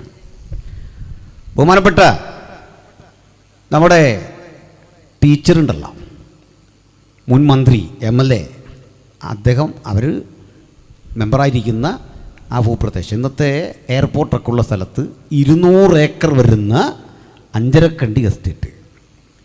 നിയമപ്രകാരം അഞ്ചരക്കണ്ടി എസ്റ്റേറ്റിൻ്റെ വലിപ്പം 200 ഏക്കറെങ്കിലും 1000 ഏക്കറിലധികം ഉണ്ടായിരുന്നു. ഇതിൻ്റെ ഉടമ മാർഡോക്ക് ബ്രൗൺ എന്നറിയപ്പെടുന്നൊരു സായിപ്പായിരുന്നു. ഈസ്റ്റ് ഇന്ത്യ കമ്പനിയോട് ചേർന്നുകൊണ്ട് ഇത്രയും സമ്പത്ത്, ഭൂസ്വത്ത് ആർജിച്ച ഇയാൾ വലിയൊരു പണ്ഡിതനായിരുന്നു. അയാൾക്ക് 7 ഇന്ത്യൻ ഭാഷകളും 6 യൂറോപ്യൻ ഭാഷകളും അനായാസേന സംസാരിക്കാൻ അറിയാം. കുശാഗ്രബുദ്ധിയായ അദ്ദേഹം ഒന്ന് മനസ്സിലാക്കി, ഈ കമ്പനി പറയുന്ന തൊഴിലാനുകൂല്യങ്ങൾ കൊടുത്ത് തൊഴിലാളിയെ നിർത്തുന്നതിനേക്കാൾ നല്ലത് കിട്ടുമെങ്കിൽ കുറേ പണിക്കാരെ അടിമകളായി വിലയ്ക്ക് വാങ്ങിയാൽ അവരെ ഉപയോഗിച്ചുകൊണ്ട് ഭക്ഷണം കൊടുത്ത് ജോലി ചെയ്യിക്കാം. ബോംബെ പ്രസിഡൻസിയുടെ കീഴിൽ കിടന്ന ഈ ഭൂപ്രദേശത്ത് നിന്നുകൊണ്ട് അദ്ദേഹം ഈസ്റ്റ് ഇന്ത്യ കമ്പനിയുടെ അനുവാദം വാങ്ങി ഒരു 45 പേരെ പണിക്കെടുക്കാൻ എന്ന് പറഞ്ഞിട്ട്, അടിമകളാണേ പറ്റില്ല, അടിമത്തം നിരോധിച്ചിരുന്നു അന്ന്.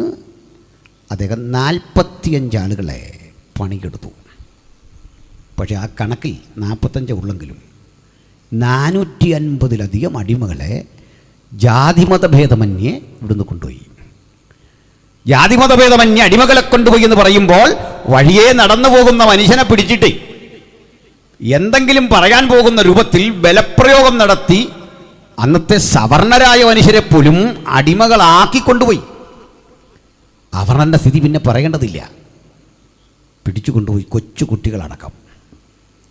ഇതിന് നേതൃത്വം കൊടുത്ത ആൾ ഹസൻ അലിക്കോയ എന്ന ഒരു മനുഷ്യ വ്യാപാരിയായിരുന്നു. മനുഷ്യക്കടത്ത് സായിപ്പും ഹസൻ അലിക്കോയയും ചേർന്ന് ഇവരെ വിറ്റു. അങ്ങനെ ആളുകളെ വള്ളത്തിൽ കയറ്റി നിരവധി ആളുകളെ കൊണ്ടുവന്ന് കണ്ട്, അന്ന് മലബാറിൽ കളക്ടറായിരുന്ന ബാബർ ഉണ്ടായിരുന്നു, തോമസ് ബാബർ. ആ ബാബറാ പഴശ്ശി രാജയെ കൊന്നത്. ജില്ലാ ജഡ്ജിയാണ്. അദ്ദേഹം പിടിച്ചു. കാര്യങ്ങൾ ആരാഞ്ഞു വന്നപ്പോഴാണ് മനസ്സിലാകുന്നത്, അടിമകളാകാൻ നിയമപരമായി അനുവാദമില്ലാത്ത ആളുകൾക്കിടയിൽ നിന്ന് പോലും ഇതാ ആളുകളെ പിടിച്ചുകൊണ്ട് പോകുന്നു, കുട്ടികളെ കൊണ്ടുപോകുന്നു. ഹസൻ അലിക്കോയ്ക്ക് പിഴ ഇട്ടത് 1000 ഉറുപ്പികയായി.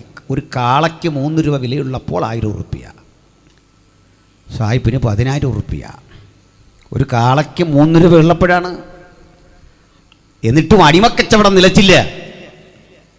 അടിമകൾ അവിടെ ജീവിക്കാൻ ആവാത്ത പരിസ്ഥിതിയിൽ അഞ്ചരക്കണ്ടി എസ്റ്റേറ്റിൽ നിന്ന് ചാടി. അവരവസ്ഥ കേൾക്കണോ? നടന്നു വരാൻ പറ്റില്ല. ഒന്നത് വഴിയില്ല. ഉള്ള വഴിയേ വരാൻ കഴിയില്ല. അവർ വരുമ്പോൾ ഓഹോ യോഹോ എന്ന് ശബ്ദമുണ്ടാക്കി വരണം. ആരെങ്കിലും പിടിച്ച പ്രശ്നമാ. അവര് ദീർഘനാളുകൾ രാത്രികളിൽ യാത്ര ചെയ്ത് കാടുംപള്ളയൊക്കെ കടന്ന് പൂഞ്ഞാറിൽ പീരിമേടിൻ്റെ അടിവാരത്ത് മുണ്ടക്കയത്ത് ഒക്കെ വന്ന് വാസമുറപ്പിച്ചു. കാടിനോട് പടപൊരുതി, മണ്ണിനോട് പടപൊരുതി, കാട്ടുമൃഗങ്ങളോട് പടപൊരുതി കാട്ടിൽ കഴിഞ്ഞു. കാട്ടുകിഴങ്ങ് ഭക്ഷിച്ചും പണിയെടുത്തും ഈ നാട്ടിൽ കഴിഞ്ഞു. അങ്ങനെ ഇരിക്കെ ഹെൻറി ബെക്കർ ജൂനിയർ എന്നൊരാൾ പള്ളത്ത് വന്ന് പ്രവർത്തനം ആരംഭിച്ചു. ഹെൻറി ബെക്കർ അവിടെ വന്ന് പ്രവർത്തനം ആരംഭിക്കുമ്പോൾ ഒരു ദിവസം ഒരു സംഭവം നടന്നു. അന്ന് തിരുനക്കരയും ചങ്ങനാശ്ശേരിയും മധ്യതിരുവിതാംകൂറിലെ പ്രസിദ്ധങ്ങളായ 2 അടിമച്ചന്തകളാണ്. ആ അടിമച്ചന്തകളിൽ ആളുകളെ കൊണ്ട് വിലപേശി വിൽക്കുമ്പോൾ ഒരടിമയ്ക്ക് കിട്ടാവുന്ന നല്ല വില 3 രൂപയാണ്. അടിമയ്ക്ക് ഏറ്റവും വിലയുള്ള കേരളത്തിലെ സ്ഥലം മല്ലപ്പള്ളി ആയിരുന്നു, 18 രൂപ. മല്ലപ്പള്ളി അടിമയ്ക്ക് 18 രൂപ. കാരണം കള്ളപ്പണിയൊന്നും പണിയാത്തതുകൊണ്ടായിരിക്കും. മല്ലപ്പള്ളിക്കാരെങ്കിലും ഉണ്ട് അഭിമാനത്തോട് ഇരിക്കണം. 18 രൂപ വില. ചങ്ങനാശ്ശേരി അടിമയ്ക്ക് 3 രൂപ, കോട്ടയം അടിമയ്ക്ക് 6 രൂപ. കുറഞ്ഞ വിലക്ക് കിട്ടുന്നത് ചങ്ങനാശ്ശേരിയില്ല. ഇവിടുന്ന് വാങ്ങിക്കൊണ്ടു. ഇതൊക്കെയാണെങ്കിൽ ഹെൻറി ബേക്കർക്കൊരു പണിയുണ്ട്. തിരുനക്കര വരും, ആളുകൾ നിന്ന് കരയുന്ന കാണും, ഭർത്താവിനെ വിലപേശി വിൽക്കുക. അവർ പിന്നെ കാണുന്നില്ല. ഭാര്യ ബൈ പറഞ്ഞു പോവുക. മോനെ ആയിരിക്കും വിൽക്കുന്നത്, 16 വയസ്സുള്ള കുഞ്ഞിനെ വിൽക്കുക. അവർ കെട്ടിപ്പിടിച്ച് ചുംബിച്ച് പറയും, അമ്മ പറയും, ഇനി മുതലേ ഇതാ നിൻ്റെ യജമാനം കേട്ടോ, എവിടെയെങ്കിലും വെച്ച് കാണാം. അമ്മ ഓർക്കണം. ആ രംഗമൊക്കെ നിങ്ങളൊന്ന് ആലോചിച്ച്. 80-100 കൊല്ലം മുമ്പ് ഈ കേരളക്കരയിൽ നടന്ന മനുഷ്യാവകാശ ധ്വംസനങ്ങളാ ഞാനീ പറയുന്നതേ. അങ്ങനെ പിരിയുന്ന വേളയിൽ അമ്മയ്ക്കൊരു അനുവാദമുണ്ട്. അല്പം എണ്ണ കയ്യിലെടുത്ത് ഈ മകൻ്റെ തലയിൽ തൂത്ത് വെള്ളമൊഴിച്ച് തല കഴുകും. അവസാനത്തെ കുളിപ്പീര്. അമ്മയ്ക്ക് ചുംബനം കൊടുത്ത്, കുഞ്ഞിന് ചുംബനം കൊടുത്ത്, ഒരിക്കലും കാണാത്ത ലോകത്തിലേക്ക്, കണ്ടെന്നിരിക്കാം കണ്ടില്ലെന്നിരിക്കാം, അവൻ വിട പറയുക. വിട പറയുമ്പോൾ ആചാരപരമായിട്ടാണ് വിട പറയുന്നത്. വില കൊടുത്തൊരുത്തൻ വാങ്ങി പണം കൊടുത്ത് തീർത്തു കഴിഞ്ഞാൽ പറയും, ഈ നിൽക്കുന്ന അടിമയെ വിൽക്കുകയാൽ വിലയ്ക്ക് വാങ്ങും, കൊല്ലുകയാൽ കൊലയ്ക്ക് പോകും. മനസ്സിലായില്ലേ? ആ പ്രയോഗം കിട്ടില്ലേ? വിറ്റാൽ വിലയ്ക്ക് പോകും, കൊന്നാൽ കൊലയ്ക്ക് പോകും. ഇതാ സ്ഥിതി. എന്നിട്ട് ഇങ്ങനെ ഇരിക്കുന്ന ഘട്ടത്തിൽ ഇവരെയൊക്കെ വില കൊടുത്ത് വാങ്ങി.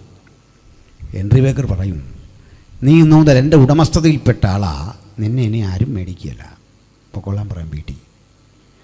അങ്ങനൊരു സ്ത്രീക്ക് തൻ്റെ ഭർത്താവിനെ വില കൊടുത്ത് മേടിച്ച് കൊടുത്താൽ അവർക്ക് ഈ ബൈബിൾ പ്രസംഗിക്കുന്ന ഉപദേശിയോട് സ്നേഹം വരുമോ? അതൊക്കെ നടന്നിട്ടുള്ളെന്നോ. കാശ് മുടക്കിയൊക്കെ അതിനാണെന്നോ. മനസ്സിലാവുന്നുണ്ടോ?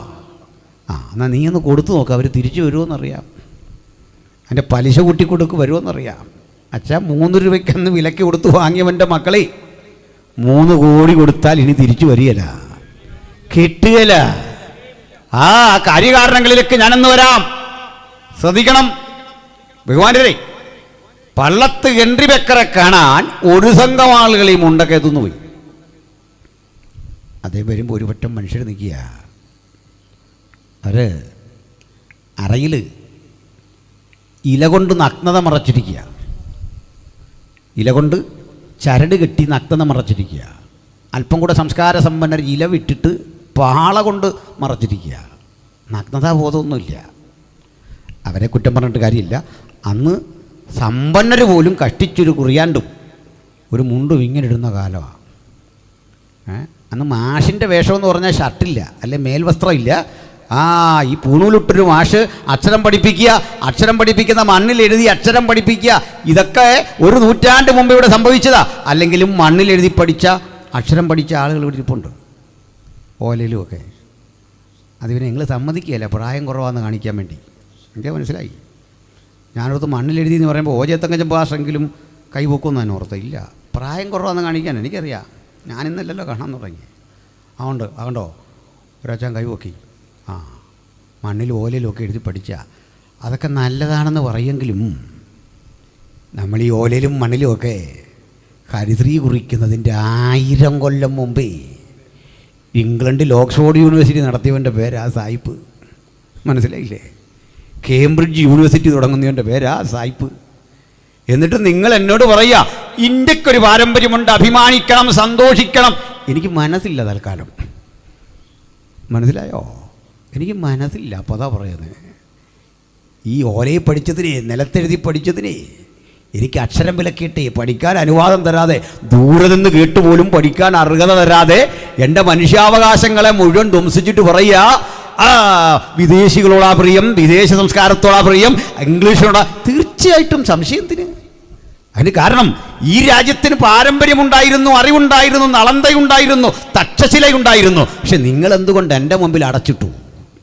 നിങ്ങൾ എൻ്റെ മുമ്പിൽ എന്തുകൊണ്ട് അതിൻ്റെ വഴി ഒരിക്കലും സ്വായത്തമാക്കാൻ കഴിയാതെ എന്നെ എന്തുകൊണ്ട് തളച്ചിട്ടു? ഇനി എന്നെ വിട്. എഴുത്തച്ഛൻ എന്ന പേരുള്ളൊരു മഹാപ്രതിഭ നമുക്കുണ്ടായിരുന്നു. തുഞ്ചത്ത് എഴുത്തച്ഛൻ. എഴുത്തച്ഛൻ അവർണനായിരുന്നു, പിന്നോക്കനായ എഴുത്തച്ഛന് അക്ഷരം പഠിക്കാൻ അവകാശമില്ല. പക്ഷെ അകത്ത് ക്ലാസ് നടക്കുമ്പോൾ, അകത്ത് ഈ ഉച്ചാരണങ്ങളും പഠനങ്ങളും നടക്കുമ്പോൾ മതിൽക്ക് പുറമേ നിന്ന് കേട്ട് ആശാനങ്ങ് പഠിച്ചിട്ട് കാവ്യം ചമച്ചു തുടങ്ങിയപ്പോൾ മനസ്സിലായി ഒരു പിന്നോക്കൻ തീ പാടുന്നു, എഴുതുന്നു, സംസ്കൃതം വഴങ്ങുന്നു. ഈയപ്രയോഗം നടക്കൂലെന്ന് മനസ്സിലായപ്പോൾ ഒറ്റപ്പണി. ചക്കാട്ടുന്ന പണിയില്ലേ പണ്ട് എണ്ണയെടുക്കാൻ? ഈ ചക്കാട്ടുന്ന യന്ത്രത്തിലേക്ക് കഴുത്ത് വെച്ച് കൊടുത്തിട്ട് ആ കന്നാലിക്കൊപ്പം ഇങ്ങനെ നടക്കാൻ പറഞ്ഞു. കോമ്പസ് കൊണ്ട് വരയ്ക്കുന്ന പോലെ ചുറ്റും നടന്ന് ആ കന്നാലി ചെയ്യുന്ന പണി. എഴുത്തച്ഛൻ അതൊക്കെ ചെയ്തു. അതുകൊണ്ട് അടങ്ങാതെ വന്നപ്പോൾ തമിഴ്നാട്ടിലേക്ക് നാട് കടത്തി. അതൊക്കെ ഒതുങ്ങുന്നില്ലെന്ന് കണ്ടപ്പോൾ നമ്മളെല്ലാവരും കൂടി തുഞ്ചത്തെഴുത്തച്ഛനെ ഭാഷയുടെ പിതാവാക്കി. വല്ലതും മനസ്സിലായോ? പണ്ട് ഓടിച്ചു വിട്ടവൻ മുഖം ചുമത്തി പുറത്തു വച്ചവനാ ഇന്ന് ഭാഷയുടെ പിതാവാക്കിയത്. അത് കാലം കരുതി വെച്ചൊരു നീതി, അതവിടെ പോക്കോട്ടെ. എന്നാൽ എനിക്ക് അക്ഷരം തന്നത് എഴുത്തച്ഛനോ ഇന്ത്യയിലെ ഏതെങ്കിലും ആത്മീയരോ ഒന്നുമല്ല, ബെഞ്ചമിൻ ബെയ്ലിയാ. മനസ്സിലായോ? സന്തോഷമുണ്ടോ? അത് പറഞ്ഞത് ഈ പള്ളത്ത് നിൽക്കുക നമ്മളല്ലേ. പള്ളത്ത് ഇന്ന് ഇദ്ദേഹത്തെ കണ്ടിട്ട് പറഞ്ഞു, ഞങ്ങളെ ഒന്ന് സഹായിക്കണം. പുള്ളിയോർത്ത് ഉടുപ്പോ തുണിയോ ഒക്കെ കൊടുക്കണമെന്നാണ് പറയുന്നത്. ഇനി കൊടുത്താലും ഉടുക്കുകയല്ല അന്നത്തെ മനുഷ്യർ. ഏതാണ്ടൊരു ബുദ്ധിമുട്ട് പോലാണ്. അദ്ദേഹം പറഞ്ഞു, എന്ത് വേണം? പണം വേണം, അത്യാവശ്യമൊക്കെ തരാം, നമ്മൾ പോയി മര്യാദയ്ക്ക് ജീവിക്കുക. വന്നവരിൽ ഒരു ക്യാപ്റ്റൻ പറഞ്ഞു, യജമാനനെ എന്നുള്ളതിൻ്റെ ഒരു പ്രാകൃത ശൈലി.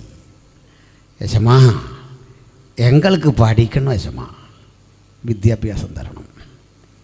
കാര്യങ്ങളെല്ലാം കേട്ട് വന്നപ്പോൾ അദ്ദേഹം പറഞ്ഞു, നടക്കൂല.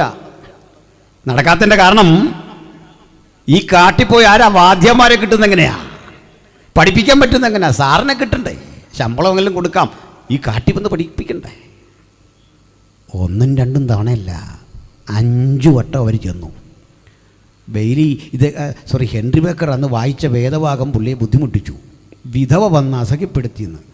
ഇനി ഞാൻ അവളുടെ പ്രതിക്രിയ നടത്തിയില്ല, മുഖത്തടിക്കുന്നു. പുള്ളി എണീറ്റു. പലവട്ടം ജനബ് പറഞ്ഞു, പോവാം. റോഡില്ല, വഴിയില്ല, ഭക്ഷണമില്ല, ബുദ്ധിമുട്ടുകളുടെ നടുവിൽ ഇവരെല്ലാം കൂടെ ചേർന്ന് തടി കൊണ്ട് ഒരു പല്ലക്ക് പോലും ഉണ്ടാക്കി. ഇത് കണ്ടപ്പോൾ ബേക്കർ പറഞ്ഞു, കുഴപ്പമില്ല, നടന്നോളാം. പക്ഷേ 3-4 കിലോമീറ്റർ നടന്നപ്പോൾ മടുത്തു. ഇവരിത് ചുമന്ന് കൊണ്ടിറക്കിയതാ വെളുപ്പാങ്കാലത്ത് മുണ്ടക്കയത്ത് പള്ളത്തുനിന്ന്. നേരം വെളുത്തപ്പോൾ ഇവിടുന്ന് പറന്നു പൊങ്ങുന്ന വെള്ള നിറമുള്ള പക്ഷികളെ കണ്ട് അദ്ദേഹം ചോദിച്ചു, അദ്ദേഹത്തിന് മലയാളം അറിയാം, നിങ്ങൾ ഈ പക്ഷിക്ക് എന്ത് പേര് പറയും? അവർ പറഞ്ഞു, മുണ്ടി. പുള്ളി സ്ഥലത്തിനിട്ട പേരാ മുണ്ടിക്കയം. അതാ മുണ്ടക്കയമായ. പെട്ടി കിട്ടിയോ? അങ്ങനെ പാവങ്ങൾക്ക് പഠിക്കാൻ അദ്ദേഹം ഒരു സ്കൂൾ ആരംഭിച്ചു. അതാ CMS. തീർന്നില്ല. അദ്ദേഹം പറഞ്ഞ അഗ്രഹാരങ്ങളുള്ളിടത്തൊന്നും നിങ്ങൾ താമസിക്കല്ല്. കാരണം ബ്രാഹ്മൺസ് ഉണ്ട്, അയിത്തമുണ്ട്, വഴിയെ നടക്കാൻ പറ്റാവരും. അതുകൊണ്ട് പീരിമേടിൻ്റെ അടിവാരത്തിലും ഭൂപ്രദേശങ്ങളിലും എസ്റ്റേറ്റുകൾ രൂപപ്പെടുത്താൻ കമ്പനിക്ക് നിർദ്ദേശം കൊടുത്തുകൊണ്ട് കാടുകളൊക്കെ വെട്ടിപ്പിടിച്ച് എസ്റ്റേറ്റുകളാക്കി. അങ്ങനെ ഈ എസ്റ്റേറ്റുകളിലേക്ക് കാളവണ്ടിക്ക് പോകണം, കാടമൻ ടീ എസ്റ്റേറ്റിലേക്ക് പോകണം, വാദ്യാന്മാർക്ക് സ്കൂളിൽ വരണം, പാഠപുസ്തക കെട്ടുകളൊക്കെ കൊണ്ടെത്തിക്കണം. അതിന് ആ കാലത്ത് സർക്കാരിൽ സമ്മർദ്ദം ചെലുത്തി വെട്ടിച്ച റോഡാ ഈ KK റോഡ്. അതിൻ്റെ സൈഡിൽ നിന്നുകൊണ്ട് പാവപ്പെട്ട അൽക്കുടത്തോട്ടം പരസ്യവും നടത്തുമ്പോൾ ചൊല്ലു വന്നിട്ട് പറയാ നിർത്തിയിട്ട് പോടാന്ന്. നീ നിർത്തിയിട്ട് പോ, മനസ്സിലാകുന്നുണ്ടാ? നീ നിർത്തിയിട്ട് പോകേ രക്ഷയുള്ളൂ. അങ്ങനെ നമ്മൾ നിർത്തിയിട്ടൊന്നും പോകാൻ താല്പര്യം എടുക്കത്തില്ല. ഈ രാജ്യത്ത് ജനിച്ച് ഇവിടെ വളർന്ന, ഇവിടുത്തെ ഉപ്പും ചോറും ഭക്ഷിച്ച ഞാൻ ഇവിടം വിട്ടുപോകാൻ പദ്ധതിയില്ല തൽക്കാലം. അല്ല, യാത്രയുടെ ഭാഗമായിട്ട് പോയാലും തിരിച്ചിവിടെ തന്നെ വരണം. എനിക്ക് എത്ര രാജ്യങ്ങളുടെ വിസ ഉണ്ടെന്നറിയാമോ? പോകത്തില്ല. പ്രസംഗം കഴിഞ്ഞ് വീട്ടിൽ പോരും, ഇവിടെ തന്നെ കിടക്കും, ഇവിടെ തന്നെ നീക്കാനാ തീരുമാനം. അതിന് കൊണ്ടൊരു കാരണം എന്നോട് ഈ പോവോന്ന് പറയുന്നവൻ ഇടയ്ക്കെങ്ങനോ കൈവർച്ചുരം കിടന്ന് കാലിയെ തീറ്റാൻ വന്ന കക്ഷിയുടെ കൊച്ചുമോൻ എന്നോട് പറയുന്നു പോകാൻ. അങ്ങനെ പോകാൻ തീരുമാനിച്ചിട്ടില്ല. കാലിയെ തീറ്റാൻ വന്നവൻ ഇത് മൊത്തം പിടിച്ചെടുത്തിട്ട് ഇന്ന് എന്നോട് പറയാ പോ, നീ പോ എന്ന് ഞാൻ പറയുന്നില്ല. അതെൻ്റെ അവിടെ നിൽക്കട്ടെ. ഒന്ന് രണ്ട് കാര്യങ്ങൾ പറയാനുണ്ട്. ചരിത്രമായി പറയുന്നത് ഇത് ഞാൻ പറഞ്ഞ ചരിത്രമല്ല കേട്ടോ. ഇനിയേ വിശ്വാസത്തിൻ്റെ സ്ഥിരതയ്ക്ക് വേണ്ടി പടപൊരുതിയ മനുഷ്യരാരും പണം വാങ്ങി ചെയ്തല്ലത്. ഒരു ചരിത്രം കൂടെ പറഞ്ഞ് ഞാൻ വിരസമായ ആ വിഷയം വിട്ടേക്കാം. തിരുവനന്തപുരത്ത് നിന്ന് യേശു അടിയാർ എന്നു പേരുള്ള ഒരു ഉപദേശി ഇവിടെ വന്നു പണ്ട്. അയാൾ തോവാളയിൽ വന്ന് സുവിശേഷം പറഞ്ഞപ്പോൾ മാടത്തി എന്നു പേരുള്ള ഒരു ദലിത് സ്ത്രീ യേശുവിനെ സ്വീകരിച്ചു. ഉപദേശി പറഞ്ഞു, യേശുവിനെ സ്വീകരിച്ചവർക്കേ ജീവിതത്തിൽ സമഗ്ര മാറ്റം വേണം, യജമാനനോട് വിശ്വസ്ത പുലർത്തണം, ജോലിക്ക് കൃത്യം പൊക്കോണം, കഥകളും കാര്യങ്ങളുമെല്ലാം കൃത്യം അങ്ങോട്ട് പറഞ്ഞ് പഠിപ്പിച്ച് വസ്ത്രധാരണത്തിൻ്റെ പരിശുദ്ധിയെപ്പറ്റിയൊക്കെ പറഞ്ഞു. എങ്ങനെയൊക്കെയോ സംഘടിപ്പിച്ച ഉടുപ്പുമൊക്കെ അവർക്ക് കിട്ടി. അതുവരെ ഇല ധരിച്ച ആ സ്ത്രീ ഭർത്താവിനും ആങ്ങളയ്ക്കുമൊക്കെ ഒപ്പം കൂട്ടായ്മയ്ക്ക് പോകാൻ തുടങ്ങി, പാടാൻ തുടങ്ങി, പ്രാർത്ഥിക്കാൻ തുടങ്ങി. ആ ഉണർവങ്ങോട്ട് ശക്തിപ്പെട്ട് വരുമ്പോഴേ രാവും പകലും വ്യത്യാസമില്ലാതെ ഇങ്ങനെ ആരാധനയ്ക്ക് പോകും, യജമാനു വേണ്ടി പണിയെടുക്കും. പക്ഷെ കുറച്ച് നാളായി മാടത്തിയെ കാണുന്നില്ല. ഒടുക്കം യജമാൻ ആളെ വിട്ടുക, ആരോ പറഞ്ഞു കൊടുത്തു ഇവരിപ്പോൾ ഈ കൂട്ടായ്മയും പാട്ടും കൊട്ടുമൊക്കെ അതുകൊണ്ട് ജോലിക്ക് വരുന്നില്ല. വിളിച്ചു വാ ഇവിടെ. ഇത് അൽക്കുടത്തോട്ടം പറയുന്നില്ല. DC ബുക്ക് പ്രസിദ്ധം ചെയ്യുന്ന കഴിഞ്ഞ വർഷത്തെ കേരള സാഹിത്യ അക്കാദമി അവാർഡ് വാങ്ങിയ ഡോക്ടർ വിനിൽ പോളിൻ്റെ പുസ്തകത്തിലുള്ളതാ. സുരേഷ് ബാബു പാഷ മേടിച്ചോണം, കേക്കടയിൽ കണ്ടേക്കും. ഇല്ല, എന്നോട് പറഞ്ഞാൽ മതി, എത്തിച്ചു തരാം, സൗജന്യമായിട്ട് എത്തിച്ചു തരാം. ഞാൻ ഈ മതപരിവർത്തനം പറഞ്ഞ പുള്ളികൾക്കെല്ലാം സൗജന്യമായിട്ട് തപാലിൽ അയച്ചിട്ടുണ്ട്. എനിക്ക് അങ്ങനെയൊക്കെ ഒരു രോഗമുള്ള ആളാണ്. സൗജന്യമായിട്ട് വില പോലും മുടക്കണ്ട, വായിക്കും. ഒരു ബൾക്ക് പുസ്തകം ചിലർക്ക് അയച്ചു കൊടുക്കണമെന്ന് ഓർത്തിരിക്കുക. പോട്ടെ, എന്തേ പറഞ്ഞേ? അപ്പടി മാടത്തെ വിളിച്ചു. നീ എന്താ വരാഞ്ഞ പണിക്ക്? കാര്യകാരണങ്ങളൊക്കെ വിശദീകരിച്ചങ്ങോട്ട് പറഞ്ഞു. യജമാനെ, എന്നെ ഏൽപ്പിച്ച ജോലിയെല്ലാം ചെയ്തിട്ടാ ഞാൻ കൂട്ടായ്മയ്ക്ക് പോകുന്നു. പക്ഷെ കഴിഞ്ഞ ദിവസങ്ങളിൽ വന്നില്ല യജമാനെ. വരാഞ്ഞൻ്റെ കാരണം അവൾ പൂർണ്ണ ഗർഭിണിയാണ്, 10 മാസം. അപ്പോൾ 10 മാസം ഗർഭവതിയായ നിനക്ക് മല കടന്ന് കാട് കടന്ന് പ്രാർത്ഥിക്കാൻ അറിയാം അല്ലേ? നടക്കാനറിയാം. ഈ വയലിൽ വന്ന് പണിയെടുക്കാൻ ഇത്രയ്ക്ക് അത്യാവശ്യമുള്ള ഘട്ടത്തിൽ അറിയില്ലല്ലേ? ഇറങ്ങ്. വയലിലേക്ക് ഇറക്കിയിട്ട് അപ്പുറത്ത് പോത്തിനെ നിർത്തി, പുറത്തേക്ക് ഈ നുകം വച്ച് കെട്ടി, ഇപ്പുറത്തൊരുവനെ കൊണ്ട് പോത്തിനെ തല്ലിച്ചു. പോത്ത് ആ വെള്ളത്തിലൂടെ നടക്കുമ്പോൾ മുട്ടോളം വെള്ളത്തിൽ മാടത്തിയും നടന്നു വേഗത്തിൽ. അടികൊടുത്ത് വേഗത്തിൽ പോകുമ്പോൾ ഹസ്ബൻഡ് കരയ്ക്ക് നിൽക്കുക, ആങ്ങളെ കരയ്ക്ക് നിൽക്കുക. ഈ പോകുന്ന പോക്കിൽ മാടത്തി അലറിക്കരഞ്ഞു. കാരണം പ്രസവചേഷ്ടകൾ കാണിച്ചു കൊടുത്തു. എന്നിട്ടും ഈ രാജ്യത്ത് നിന്ന ക്രൂരതയുടെ മുഖം ഒരിക്കൽ പോലും പാവം സ്ത്രീയോട് കാരുണ്യം കാട്ടിയില്ല. ആ പോകുന്ന പോക്കിൽ മാടത്തി പ്രസവിച്ചു. അവളുടെ ചോരക്കുഞ്ഞ് ഈ ജലാശയത്തിൽ മുങ്ങിത്താണ് പൊങ്ങ്. ആ വെള്ളം കുടിച്ച് അവിടെ തീർന്നു. പെറ്റ കുഞ്ഞിന് മുലയൂട്ടാൻ കഴിയാതെ മാടത്തി ദുഃഖിതയായി 1-2 ചുവട് കൂടി നടന്നിട്ട് ആ ചെളിവെള്ളത്തിൽ വീണ് അവിടെ മരിച്ചു. എന്തിനാ പറഞ്ഞെന്നറിയണ്ടേ? ഇങ്ങനെ ജീവൻ വില കൊടുത്ത് വാങ്ങിയെടുത്ത വിശ്വാസം കൊണ്ടാണ് യേശുവിൻ്റെ അനുഗാമികൾ ഇന്നിവിടെ ഇരിക്കുന്നത് കേട്ടോ.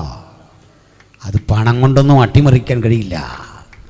പ്രാണൻ പകരം വെച്ച് വാങ്ങിയ വിശുദ്ധന്മാർക്കൊരിക്കലായി ബലമേൽപ്പിച്ച അതിവിശുദ്ധ വിശ്വാസത്തിനു വേണ്ടി നെഞ്ചും നെറ്റിയും കൊടുക്കാൻ ആർജവമുള്ള ഒരു പുതുതലമുറയുടെ രൂപവൽക്കരണം ഇന്ന് രാത്രി ഇവിടെ സംഭവിക്കണം.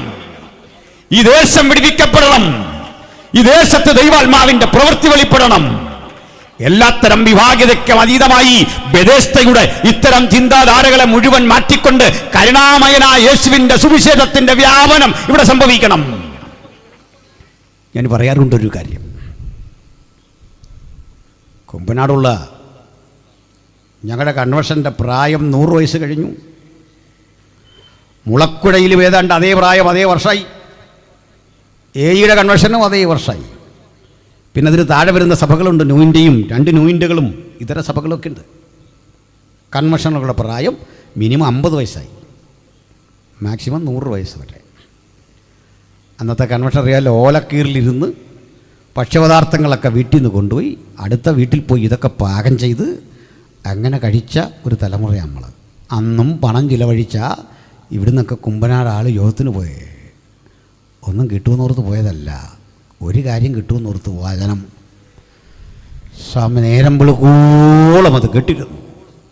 മൈക്കില്ലാതെ തുടങ്ങിയ ഞങ്ങൾ ഈ പ്രവർത്തനം.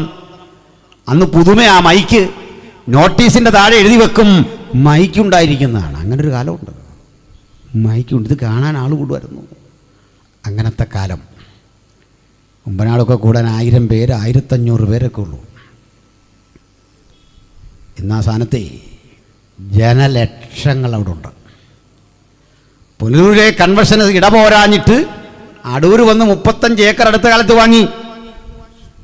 ആ പണമൊന്നും നാട്ടുകാരുടങ്ങി പിരിച്ചൊന്നുമല്ല.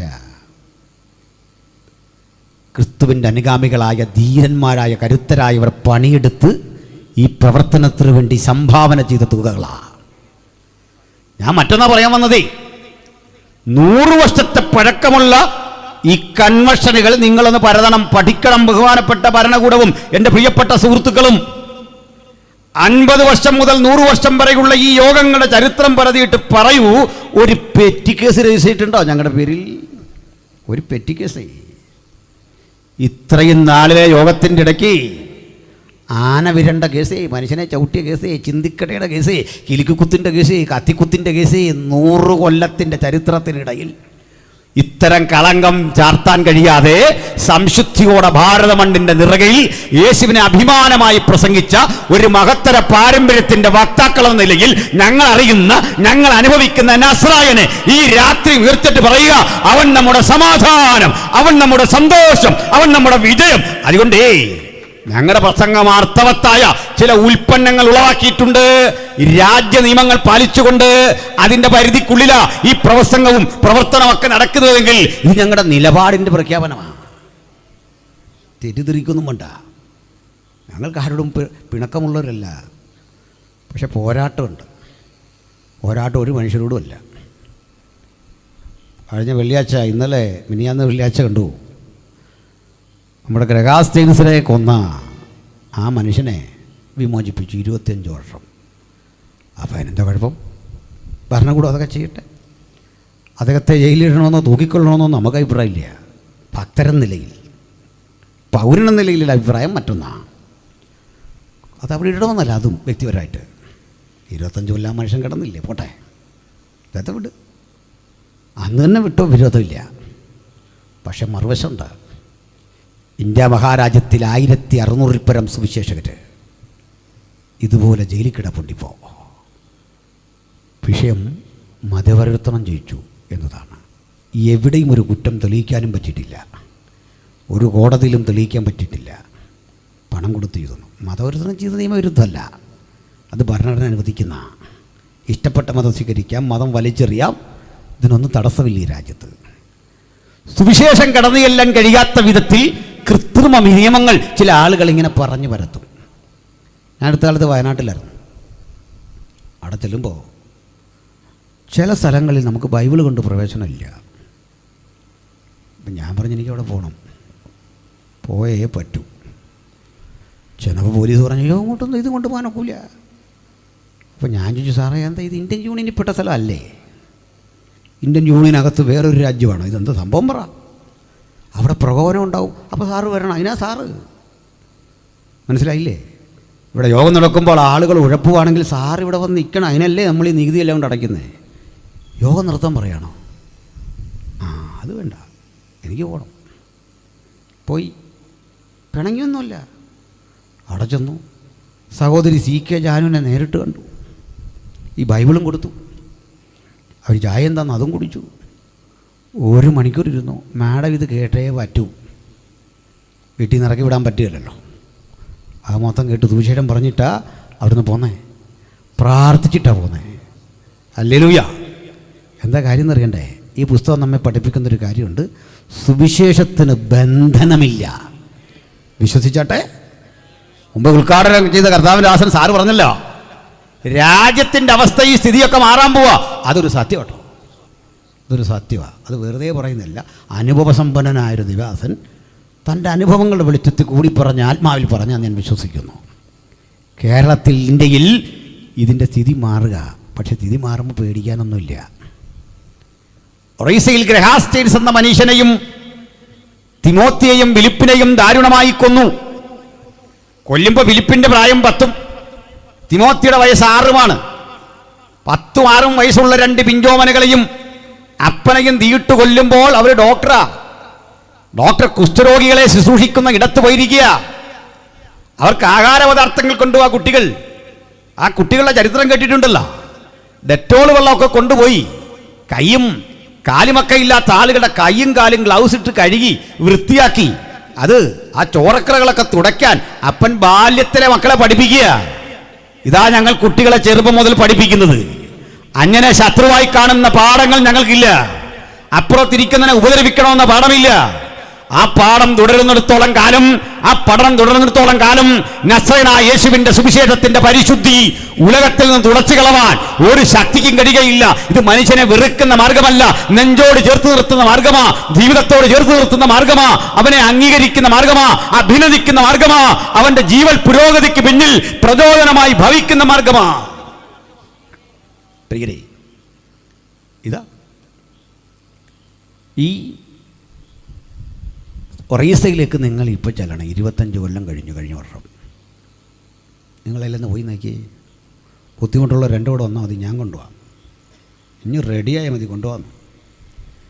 ഈ പുസ്തകമൊക്കെ ആയിട്ട് ഇങ്ങനെ നിങ്ങൾ തെരുവിലൂടെയൊക്കെ പോകുമ്പോൾ, ഗ്രാമങ്ങളിലൊക്കെ പോകുമ്പോൾ ആളുകൾ പുറത്തേക്ക് വരും, എന്നൊരു വിളിക്കും, പാതിരി സാബ് ആയിയേ ആയിയേ ബൈറ്റിയേ. എന്താ വിളിച്ചതെന്നറിയാം? പാതിരി സാബെന്ന് നമ്മൾ വിളിക്കുന്ന പാതിരി. ഉപദേശി പാസ്റ്റർമാരെയൊക്കെ വിളിക്കുന്ന എങ്ങനെ? പാതിരി. ഇരുന്നാട്ടെ, വെള്ളം കുടിച്ചാട്ടെ. ഇത്ര ആദരവോട് ഇവർ ഇടുമ്പോൾ പറയുന്നൊരു കാര്യം എന്താണെന്നറിയാം? ഈ മണ്ണിൽ 8 പൊട്ടും തിരിയാത്ത 2 പിഞ്ചോമനകളുടെ രക്തം വീണു പാതിരി സാബ്. അതിൻ്റെ പ്രതികാരം ഞങ്ങളുടെ മേൽ വരാതിരിക്കാൻ നിങ്ങളൊന്ന് പ്രാർത്ഥിച്ചിട്ട് പോകണം, നിങ്ങളൊന്ന് പ്രാർത്ഥിക്കണം. അതൊരു സത്യമാണ്. വിയർപ്പിനും രക്തത്തിനുമൊക്കെ പ്രതികാരമുണ്ടെന്ന് മനസ്സിലായോ? അതുകൂടെ പറഞ്ഞെങ്കിലേ യോഗം പൂർണ്ണമാവുള്ളൂ. അന്യായമായി കൈയടക്കി വെച്ചതിനൊക്കെ പ്രതികാരമുണ്ട്. അന്യന്റെ രക്തം ചൊരിഞ്ഞതിന് പ്രതികാരമുണ്ട്. അർഹതപ്പെടാത്തത് പിടിച്ചു വച്ചാൽ പ്രതികാരമുണ്ട് ദൈവത്തിൻ്റെ. അങ്ങനെയാ. അതിന് പ്രാർത്ഥിച്ചിട്ട് കാര്യമില്ല, സെറ്റിൽ ചെയ്തോണം. ശരിയല്ലേ? സെറ്റിൽ ചെയ്തോണം. അപ്പൻ്റെ ഇത് സ്വത്തെല്ലാം അടിച്ചു വാങ്ങിയിട്ട് അപ്പന് വെള്ളം കൊടുക്കാതിരുന്ന പ്രതികാരം ഉണ്ടെന്ന്, ദൈവത്തിൻ്റെ പ്രതികാരം. അമ്മയ്ക്ക് അന്നം കൊടുക്കാതെ വീട്ടിൽ നിന്ന് ഇറക്കി വിട്ടാലേ പ്രതികാരം ഉണ്ടെന്ന്. അതിനെ വൈകിട്ടിരുന്ന് ഉപവസിച്ചാൽ, പ്രാർത്ഥിച്ചാൽ, തീർത്ഥാടനം നടത്തിയാൽ, മെഴുതിരി കത്തിച്ചാൽ ശാപം പോവില്ല എന്ന്. ഇനിയും വേറെ ചില ശാപത്തിൻ്റെ വഴികൾ കേൾക്കണമോ? ഒരു നാട്ടിൽ നമ്മൾ ഈ യാത്ര ചെയ്തൊക്കെ വരുമ്പോൾ ഒരു കാര്യം ഓർക്കണം, അതിവേഗത്തിൽ വരിക. ചിലപ്പോൾ ഞാൻ ഇന്ന് വരുമ്പോൾ കാഞ്ഞിരപ്പള്ളി നല്ല തിരക്കാണ്, വേഗത്തിൽ പിന്നെ വന്നോ.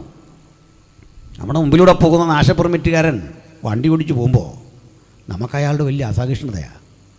എന്തിനാ ഇയാളിങ്ങനെ ഉരുട്ടുന്നത്? നമ്മൾ 100 വട്ടം ചോദിക്കും. പക്ഷേ നമുക്കുള്ള അന്നം കൊണ്ട് അയാളാ പോകുന്നത്. പച്ചക്കറിയാ, മത്സ്യമാ, അരിയാ പോകുന്നത്. നമുക്ക് അന്നം തരാനാ പുള്ളി പോകുന്നത്. എനിക്കത് മനസ്സിലാകത്തുണ്ട്. ഞാനിങ്ങനെ പിടിച്ച് വെട്ടിച്ച് അവനെ 2 പറഞ്ഞ് ഓടുമ്പോൾ ഞാനങ്ങ് കയറി. പക്ഷേ എൻ്റെ അശ്രദ്ധ കൊണ്ട് പുറകെ വന്നവൻ മരണപ്പെട്ടാൽ ഞാനങ്ങെത്തി. പക്ഷെ പുറകെ വരുന്നവൻ്റെ ശാപം, അവൻ്റെ ഭാര്യ വിധവയായിപ്പോയാൽ ഉത്തരവാദിത്വം നമുക്കുള്ളതാ. ഇനിയുണ്ടേ ചില പരദ്രോഹങ്ങൾ.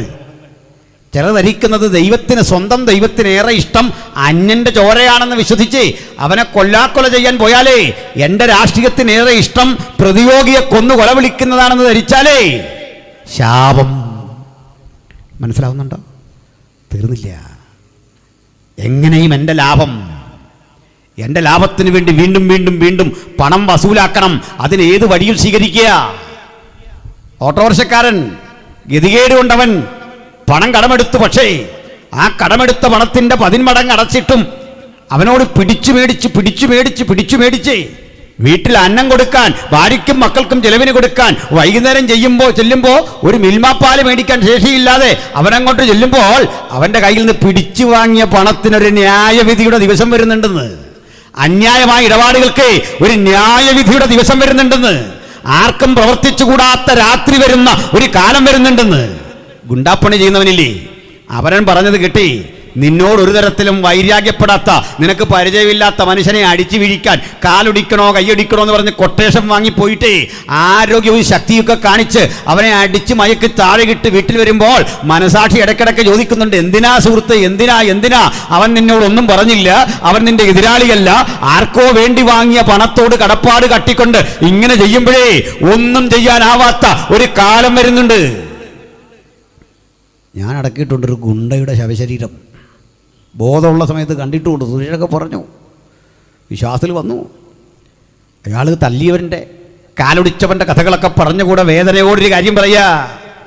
ഒരു ടൗണ്, ഞാൻ സ്ഥലമൊന്നും പറയുന്നില്ല, ആ ടൗണിൽ കൈ നഷ്ടപ്പെട്ട ഒരാളുണ്ട്. നാട്ടിലെ ഏറ്റവും വലിയ കരുത്തനായ ഗുണ്ടയായിരുന്നു. ഞങ്ങൾ തമ്മിൽ ഏറ്റുമുട്ടി. അവൻ്റെ ഒരു കൈ വെട്ടി ഞാൻ കളഞ്ഞു, ഒരു കാലിന് വെട്ടി കിട്ടി. അന്നു മുതൽ ആള് ചട്ടി നടക്കുക, കയ്യുമില്ല, ലോട്ടറി വിൽക്കുക. ഇതെല്ലാം പറഞ്ഞിട്ട് തല്ലിയവൻ്റെ കൊന്നവൻ്റെ കഥകളെല്ലാം പറഞ്ഞിട്ട് പറയുക, സാർ പക്ഷെ കണ്ണടയ്ക്കുമ്പോൾ അവനെ സ്വപ്നം കാണുക. അവൻ വന്നിങ്ങനെ ചിരിച്ചുകൊണ്ട് നിൽക്കുക, പ്രതികാരമൊന്നുമില്ലാതെ ചിരിച്ചുകൊണ്ട് അടുത്ത് നിൽക്കുക. അവൻ്റെ മക്കളെ കാണുക. ക്രൂരതയുടെ നടുവിൽ ഞാൻ ഒറ്റപ്പെട്ടു പോവുക. കണ്ണടക്കാൻ വയ്യ, ഉറങ്ങാൻ വയ്യ. എനിക്കൊന്ന് ഉറങ്ങണം, എനിക്കൊരു സമാധാനം കിട്ടണം, എനിക്കൊരു ശാന്തി കിട്ടണം. ഇത്തരം പ്രതിസന്ധിയിൽ അകപ്പെട്ടവനെ രക്ഷിക്കാൻ ഒരു കൗൺസിലിംഗ് വിദഗ്ധനും കഴിയില്ല, ഒരു തരത്തിൽപ്പെട്ട മരുന്നിനും കഴിയില്ല, ഒരു തരത്തിൽപ്പെട്ട സമ്പത്തിനും കഴിയില്ല. ഈ അസ്വസ്ഥചിത്തനെ ചെടിയ യേശു ഇന്ന് രാത്രി ഈ ബേസയുടെ അരികിൽ വന്നതേ. ബേസയ്ക്ക് ചുറ്റും കിടക്കുന്നവന്റെ മനോരഥങ്ങൾ ഇതാ. ആര് രക്ഷിക്കും, ആര് സഹായിക്കും, എവിടെ വിടുതൽ കിട്ടും? ഈ വേദനിക്കുന്നവനെ നോക്കി യേശു വന്നിട്ട് പറയാ, നിനക്ക് സൗഖ്യമാകാൻ മനസ്സുണ്ടോ? നിനക്ക് വിടുതൽ പ്രാപിക്കാൻ മനസ്സുണ്ടോ? ഉദ്ധരിക്കപ്പെടാൻ മനസ്സുണ്ടോ?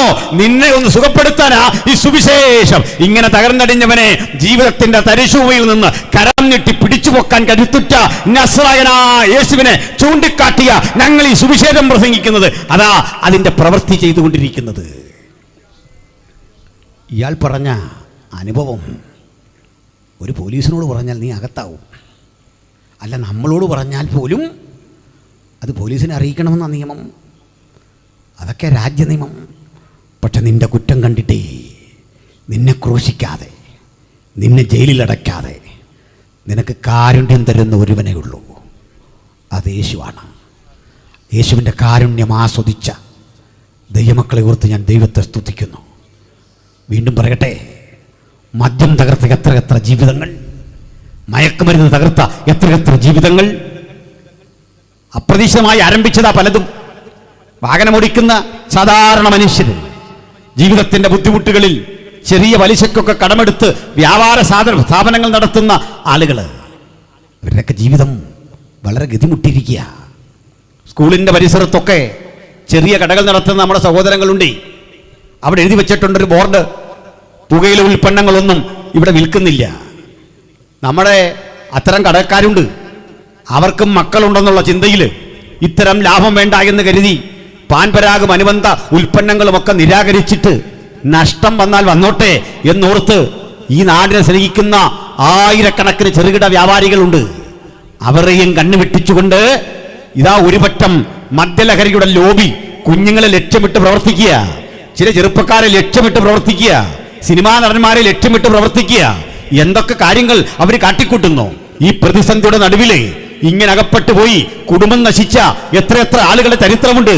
ഇതിന്റെ മറ്റൊരു വേർഷനാ നമ്മളിന്ന് കാണുന്ന ഇന്റർനെറ്റ് സംവിധാനങ്ങളിലൂടെ പണം ചിലവഴിച്ചിട്ട് പബ്ജി കളിച്ചിട്ട് ഗെയിം കളിച്ചിട്ട് ഭൂമിയും വരവും വസ്തുതകളും പണവും ബാങ്കിലെ അക്കൗണ്ടും പണമൊക്കെ എടുത്ത് ചിലവഴിച്ച് ദരിദ്ര നാരായണന്മാരായി തീർന്ന ചെറുകുട്ടികൾ അവരിപ്പലും ആത്മഹത്യ ചെയ്യുക. എന്താണ് കാരണം? അസ്വസ്ഥത. ഇതാണ് ഈ ബേസൈതൊക്കെ ചുറ്റും കാണുന്നത്. ഒരു ഭാഗത്ത് വിലപേശി ലാഭ കണ്ണുകളിൽ മാത്രം കണ്ണുനട്ട് കഴിയുന്ന കാപാലികന്മാർ ഒരു വശത്ത്, അപ്പുറത്ത് ഇവരെ സ്വാധീനിക്കാൻ കഴിയുന്ന അധോലോക സംഘങ്ങൾ മറുവശത്ത്, ഭക്തിയുടെ വ്യവസായം തടച്ചു വളയത്തക്കവണ്ണം അതിന് പ്രോത്സാഹനം കൊടുക്കുന്ന പുരോഹിത ശ്രേഷ്ഠന്മാർ മറ്റൊരു വശത്ത്, ഇതിനെ പിന്തുണയ്ക്കുന്ന രാഷ്ട്രീയ അധികാരങ്ങൾ മറ്റൊരു വശത്ത്. ഈ അധോലോകം ഭേദിച്ചുകൊണ്ട് ഇതിനകത്തൊന്നും ഒരു ശുദ്ധീകരണവും മാറ്റവും വരുത്താൻ പെട്ടെന്നൊന്നും ആർക്കും സാധിക്കയില്ല. കാരണം ആ സെറ്റപ്പ് വലുതാ. നീ ആക്രമിക്കപ്പെടും, നീ ഒറ്റപ്പെട്ടു പോകും. ഇത്തരം സ്ഥിതികളെ തകർക്കാൻ കഴിയില്ലെന്നേ.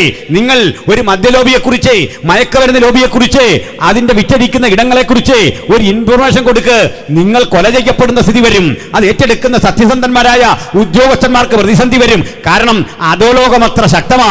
അങ്ങനെ എത്ര എത്ര കുടിലുകൾ നശിച്ചു, കുടുംബങ്ങൾ നശിച്ചു, എത്ര സ്ത്രീകൾ അനാഥരായി, എത്ര പേർ വിധവമാരായി. നമുക്കറിയാം രാജ്യത്ത് നിയമം മൂലം നടക്കുന്ന ഇത്തരം കാര്യങ്ങളുണ്ട്. ഉദാഹരണം, ഒരു ബാറ്, ആ ബാറ് നിയമം മൂലമാണ്. നിങ്ങൾക്ക് നിശ്ചിത തുക ഗവൺമെന്റിന് അടയ്ക്കാൻ കഴിഞ്ഞെങ്കിൽ ആ നോംസ് എല്ലാം പാലിച്ചാൽ അതിന് ലൈസൻസ് കിട്ടും.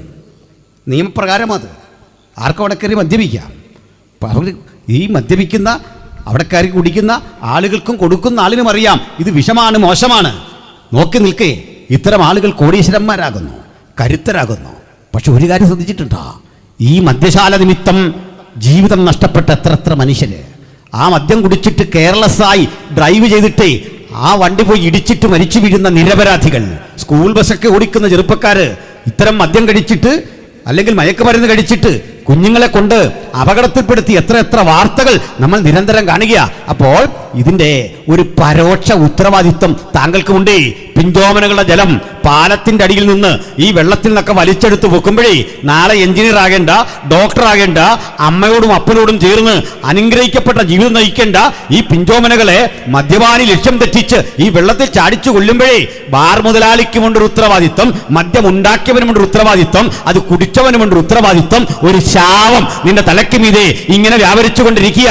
ഈ ശാപത്തിന്റെ കണങ്ങളെ മുഴുവൻ തകർത്ത്, അതിന്റെ അടിത്തറകളെ തകർത്ത് നിനക്കൊന്ന് രക്ഷപ്പെടണമോ, ചിലതരം ലാഭം വേണ്ടെന്ന് വെക്കാൻ, അത് വേണ്ട എന്ന് നിരാകരിക്കാൻ ഒരു ബോധം ഹൃദയത്തിൽ ഉണ്ടാകട്ടെ. ചീട്ടുകളിയുടെ മദ്യപാനത്തിന്റെ മനുഷ്യജീവിതങ്ങളെ അനാഥമാക്കിയ 100 തിന്മകൾ പെരുകുന്ന ഈ ബെഥെസ്ദ കുളത്തിന്റെ അരികിൽ വന്ന് ആരെങ്കിലും നിന്നാൽ ഒരു ചൂഷണം ഉറപ്പാ. ഇവിടെ വിടുതലുണ്ട്, സൗഖ്യമുണ്ടെന്ന് പറഞ്ഞുകൊണ്ട് നിങ്ങളുടെ പോക്കറ്റടി ഒരു സർവ്വസാധാരണമാ. അവിടെ യാചകർ കിടപ്പുണ്ട്, പോക്കറ്റടി ലോബി കിടപ്പുണ്ട്, കഞ്ചാവ് ലോബി കിടപ്പുണ്ട്, MDMA വിൽക്കുന്ന ആളുകൾ നിൽപ്പുണ്ട്, പ്രാകൃതങ്ങളായ അനവധി മദ്യങ്ങൾ വിൽക്കുന്ന ആളുകൾ കിടപ്പുണ്ട്. വാക്കിലറ്റങ്ങളുടെ മത്സരത്തിന്റെ അധാർമികതയുടെ ബുദ്ധികൾ പ്രവർത്തിക്കുന്ന ആ മണ്ഡലത്തെ പൊളിച്ചടക്കാൻ ചിലപ്പോൾ സർക്കാരുകളുടെ പ്രതിരോധത്തിന് പോരാ എന്ന് വരും. ചില ഘട്ടങ്ങളിൽ ഒത്തുചേർന്ന് സന്നദ്ധ സംഘടന പ്രവർത്തിച്ചാൽ പോരാ എന്ന് വരും. കാരണം അവരത്ര ശക്തരാ, അവരത്ര കരുത്തരാ. പക്ഷേ ഇതൊന്നും ഭയമില്ലാത്ത ഒരുത്തനെയാ ഞങ്ങൾ ചൂണ്ടിക്കാണിച്ചേ. ഏത് അധോലോകത്തിന്റെ നടുവിലും അച്ചകൂണിപ്പടകളെ തകർത്തുകൊണ്ട് അതിനുള്ളിലേക്ക് ഇരമ്പിക്കയറി വലിയ യുദ്ധം സൃഷ്ടിക്കാൻ കഴിയുന്ന സർവശക്തനായ ദൈവത്തിന്റെ പുത്രന് ഈ അധർമ്മത്തിന്റെ കോട്ടകളെ ഇടിച്ച് ജയം പ്രഖ്യാപിക്കാൻ കഴിയുമെങ്കിൽ അവിടുത്തെ ജയക്കൊടി ഉയർത്തിക്കൊണ്ട് സുവിശേഷത്തിന്റെ വൈജയന്തികൾ പാറിക്കളിക്കുന്ന മനോഹാരിതയിലേക്ക് ഈ ബെഥെസ്ദയെ പരിവർത്തനം ചെയ്തെടുക്കാൻ കഴിയുന്ന സർവകൃപാലുവായ യേശുക്രിസ്തുവിന്റെ സുവിശേഷം ഞങ്ങൾ ഒന്നുകൂടി ഉയർത്തിട്ട് പറയാം. ഇത്തരം മ്ലേച്ഛതകളെ, ഇത്തരം അനീതികളെ, ഇത്തരം അധർമ്മങ്ങളെ കടക്കൽ കത്തിവെച്ചെടുക്കാൻ കഴിയുന്ന ഉജ്ജ്വലമായ സന്ദേശത്തിന്റെ പേര് സുവിശേഷം. ആ സുവിശേഷം ഈ രാത്രി വിശ്വസിക്കുന്നവർക്ക് വിടുതല, അത് രോഗശാന്തിയാ, അത് മദ്യപാനത്തിൽ നിന്നുള്ള അതിജീവനമാ, അത് തകർച്ചയിൽ നിന്നുള്ള ഉന്മേഷമാ. ഇതുവരെ ആർക്കും കിട്ടാത്ത ആ വലിയ ദൈവപ്രവൃത്തിക്ക് ആർക്കിന്ന് തങ്ങളെ തന്നെ സമർപ്പിക്കാം. ഞാൻ ഒരു സാക്ഷ്യം പറയിപ്പിച്ച് ഉപസംഹരിക്കാം. കുടിച്ച് ബോധം കെട്ട് തകർന്ന മനുഷ്യനെ, ജീവിതത്തിൽ വിടുതലില്ലാത്ത ആളുകൾക്ക് ഇത് നടക്കുന്ന ബോധവൽക്കരണം ഒന്നും പോരാ. എൻ്റെ മകൻ കലാലയത്തിലെ NSSൻ്റെ ഒരു പ്രവർത്തകനാണ്. കുട്ടികൾക്കിടയിലുള്ള പ്രവർത്തനം അറിയാമല്ലോ, നാഷണൽ സർവീസ് സ്കീം. അപ്പോൾ അവർ ലഹരിക്കെതിരെ ഒരു നാടകം, തെരുവ് നാടകം നടത്തുന്നു. അപ്പോൾ എന്നോട് പറഞ്ഞൊരു നാടകമുണ്ട്, അഭിനയിക്കാൻ പോയിക്കോട്ടെ. ഞാൻ അനുവദിച്ചു. അവനിത് നല്ല ഭംഗിയായിട്ട് പോയിട്ട് അവതരിപ്പിച്ചു, വീഡിയോ പിടിച്ചു. ഒരു നല്ല സജീവമായി ഇതെല്ലാം ചെയ്യുന്ന ഒരു സാറായിരുന്നു അതിൻ്റെ സംഘാടകൻ. ആ കുഴപ്പമില്ല, അധ്യാപകരും കുട്ടികളൊക്കെ ഉണ്ടോ. ഇവിടെ എല്ലാം പിരിഞ്ഞ് ഇവൻ കാപ്പികുടിയൊക്കെ കഴിഞ്ഞ് വരുമ്പോൾ ഇതിന് നേതൃത്വം കൊടുത്ത സാറ് അടിച്ച് വീലൂരി കറുകച്ചാലി നിൽക്കുന്നു. അവൻ കയ്യോടെ പിടിച്ചെന്നാണ് പറഞ്ഞു. മോൻ എൻ്റെ അല്ലേ, പിടിക്കാതിരിക്കുമോ, ഇനി ഈ പണിക്ക് എന്നെ വിളിച്ചേക്കല്ലെന്ന് പറഞ്ഞു. എടോ, തൻ്റെ ഈ ബോധവൽക്കരണം കൊണ്ട് എന്തോ പ്രയോജനമുണ്ട്? വല്ല ഗുണമുണ്ടോ? വല്ല പ്രയോജനം ഉണ്ടോ? ഇതല്ലേ പ്രഹസനം. ഇത് പറയുമ്പോൾ ഒരു മാന്യദേഹം ഒരു സംഘടന രൂപീകരിച്ച് ബോധവൽക്കരണം നടത്തുക, രാഷ്ട്രീയ പാർട്ടിയാണ്. ഞാൻ അദ്ദേഹത്തിൻ്റെ ഫേസ്ബുക്കിൻ്റെ താഴെ എഴുതി, നിങ്ങളുടെ ഈ പാർട്ടിയിൽ അത് MLA ഒന്നുള്ളതല്ല, ഈ കൈവിരലെ എണ്ണി തീർക്കാം, ഒരു കൈ മതി, എണ്ണി തീർക്കാം. നിങ്ങളുടെ ഈ പാർട്ടിയിലൊരു MLA ഉണരുന്നത് തന്നെ ഈ ചാരായത്തി മുഖം കഴിയുക, പേരും പറഞ്ഞു പരോക്ഷമായിട്ട്. ഇതിവിടെ തീർക്കാൻ കഴിയാത്ത നിങ്ങളെങ്ങനെ നാട്ടിൽ പോയി ബോധവൽക്കരണം നടത്തുക? ക്ഷമിക്കണം, ഇത്തരം ചർച്ചകളിലൊക്കെ പലപ്പോഴും നമ്മുടെ ബഹുമാനപ്പെട്ട പുരോഹിതന്മാരും ബിഷപ്പുമാരും ഒക്കെ പോകും. നിങ്ങൾ പോകാൻ പാടില്ല, അച്ഛന്മാരൊന്നും ഇതിന് പോകില്ല. പോകേണ്ടത് ഞങ്ങളാണെന്ന് പറയാൻ കാരണമുണ്ട്. പറ്റുമോ? ഇടവകയിൽ നിന്നൊരു കുടിയനെ മുടക്കാൻ ധൈര്യമുണ്ടോ? ഇടവകയെ ബാറ് നടത്തുന്നൊരു മുതലാളിയുടെ പണം വേണ്ട, നിനക്ക് അംഗത്വം തരില്ല എന്ന് പറയാൻ ധൈര്യമുണ്ടോ? അല്ലെ, ഞാൻ ആ പുള്ളിയുള്ള ഇടവകയെ ശുശ്രൂഷിക്കില്ല, ഇതേലും പറഞ്ഞാൽ മതി, അവനോട് ഇരുന്നോട്ടെ. അതെങ്ങനെ പറ്റും? 50 മുത്തുക്കുട, അമ്പാരി, ആനയൊക്കെ സ്പോൺസർ ചെയ്യുന്ന അവനായിരിക്കും. ക്രിസ്മസിന് ഈ വീണ്ടും ഇതെല്ലാം പെയിൻ്റ് അടിച്ച് റെഡിയാക്കുന്നവനായിരിക്കും. അപ്പോൾ ഇവൻ്റെ സ്പോൺസർഷിപ്പിൽ ക്രിസ്മസ് നടന്ന ചാരായം മണക്കുന്ന ക്രിസ്മസ് ആസ്വദിക്കുന്നവനല്ല യേശു. ആണ് ഇവൻ 50 കുടുംബത്തെ തകർത്ത. ഞാനിനി ഒന്നുകൂടെ പറയാം, ക്ഷമിക്കണത് പറയുന്നതിൽ. ഈ പെന്തക്കോസ്ത് സഭകളിൽ അങ്ങനെ ഒളിഞ്ഞും തെളിഞ്ഞുമൊക്കെ ഒന്ന് വീശുന്നവനുണ്ടാവും, ഇല്ലെന്നൊന്നും പറയാൻ പറ്റുകയില്ല. പക്ഷെ അവനെ ഞങ്ങളുടെ ശ്രദ്ധയിൽപ്പെട്ടാൽ പിന്നെ അവനകത്തില്ലെന്നേ ഉറപ്പല്ലേ അക്കാര്യം? ഉറപ്പ് കേസാണ് ഇത്. ഞാനല്ല, ശ്രീധരൻപിള്ള സാറ് പറഞ്ഞ നമ്മുടെ ഗോവ ഗവർണർ അല്ലേ, നിങ്ങൾ പരിശോധിച്ച് നോക്ക്, നിങ്ങൾ പഠിച്ചു നോക്ക്. മദ്യത്തോടും മയക്കുമരുന്നിനോടും അടിസ്ഥാനപരമായി കലഹിച്ച് ഒരു നിലപാട് രൂപീകരിച്ച സമൂഹമാണ് നമ്മൾ. ശരിയാണോ? അപ്പോൾ ഈ അവസ്ഥ ഇങ്ങനെ പോയിട്ട് ഇവർ രാത്രി വെളുക്കുന്നിടം വരെ ഇരുന്നുകൊണ്ട് മദ്യനിരോധനം. ഇനി വേറെ ചില കോമഡികളുണ്ട്, കൂട്ടയോട്ടം മദ്യത്തിനെതിരെ. ഉണ്ടാക്കത്തുനിന്ന് ചൂറ്റി വരെ 50 പേര് ഓടുന്ന കണ്ടിട്ട് ആരെങ്കിലും കൂടി നിർത്തുമോ? ആ കുഞ്ഞുങ്ങൾ ഓടിയതല്ലേ, എനിക്ക് അവൻ്റെ ഓട്ടം കണ്ടപ്പോൾ വല്ലാത്ത വിഷമം തോന്നി. ഞാൻ കളഞ്ഞു. ഇതുകൊണ്ടൊന്നും കാര്യമില്ല. ബോധവൽക്കരണം, പോട്ടയിലെ ധ്യാനം, മറ്റൊരിടത്തെ യോഗം, ഉപവാസ പ്രാർത്ഥനയിൽ ആവേശം കയറി കൂടി നിർത്തൽ, ഇതൊന്നുമല്ല കാര്യം. മനസ്സിലാകുന്നുണ്ടോ? നമ്മുടെ പ്രിൻസിപ്പാസ് ഉണ്ടല്ലോ, ഞങ്ങൾ ക്ലാസ്മേറ്റ്സാണ്, കോളേജിൽ ഒന്നിച്ച് പഠിച്ച. അപ്പോൾ ഞങ്ങൾ അവിടെ ഒരു മനുഷ്യനോട് സുവിശേഷമെല്ലാം പറഞ്ഞ് പുള്ളി വിശ്വാസത്തിലൊക്കെ വന്നു. ആദ്യം ഈ കുടി നിർത്തിയവന് മറ്റുള്ളവരെല്ലാം ഭയങ്കര വൈരാഗ്യം പോലെ സാക്ഷി പറയുന്നത്. മദ്യത്തിൻ്റെ ദോഷമെല്ലാം വിളിച്ച് പറഞ്ഞ് അടിച്ചു തകർത്ത്. ഇപ്പം ഞാനിത്തരം ആളുകളെ കാണുമ്പോഴേ മനസ്സിലാകും, ഇത് അധികം നാളൊന്നും നീണ്ടു നിൽക്കുന്ന സംഭവമല്ല, ഈ ആവേശം അതൊക്കെ തീരും. ഇവൻ എന്നോട് പറയുക, ദൈവാസനെ, എന്നെയും പഴയ കൂട്ടുകാരെ കാണാനും ആ ബാറിൻ്റെ മുമ്പിലൂടെ വരുമ്പോൾ അങ്ങോട്ട് കയറാനും ഒക്കെ എനിക്ക് പ്രേരണ വരാതിരിക്കാൻ പ്രാർത്ഥിക്കണം. ഞാൻ പറഞ്ഞു, എനിക്കതിന് നേരമൊന്നുമില്ല. നീ ബാറിൽ കയറുന്നുണ്ടോ? നിനക്ക് പ്രേരണ വരുന്നുണ്ടോ? ഇതൊന്നും എൻ്റെ പണിയല്ല. എനിക്ക് 3 കുഞ്ഞുങ്ങളുമൊക്കെ ഉണ്ട്. ഞാൻ ആരെങ്കിലും നോക്കി പോവാ. ഇതെന്നെ ഇവനിത് പറയാൻ കാണുന്നറിയോ? ഇവൻ്റെ ഇത് മാനസാന്തരമല്ല. മാനസാന്തരം വന്നവൻ എന്ത് പറയും? ബാറ് അവിടെ ഇരിക്കട്ടെ.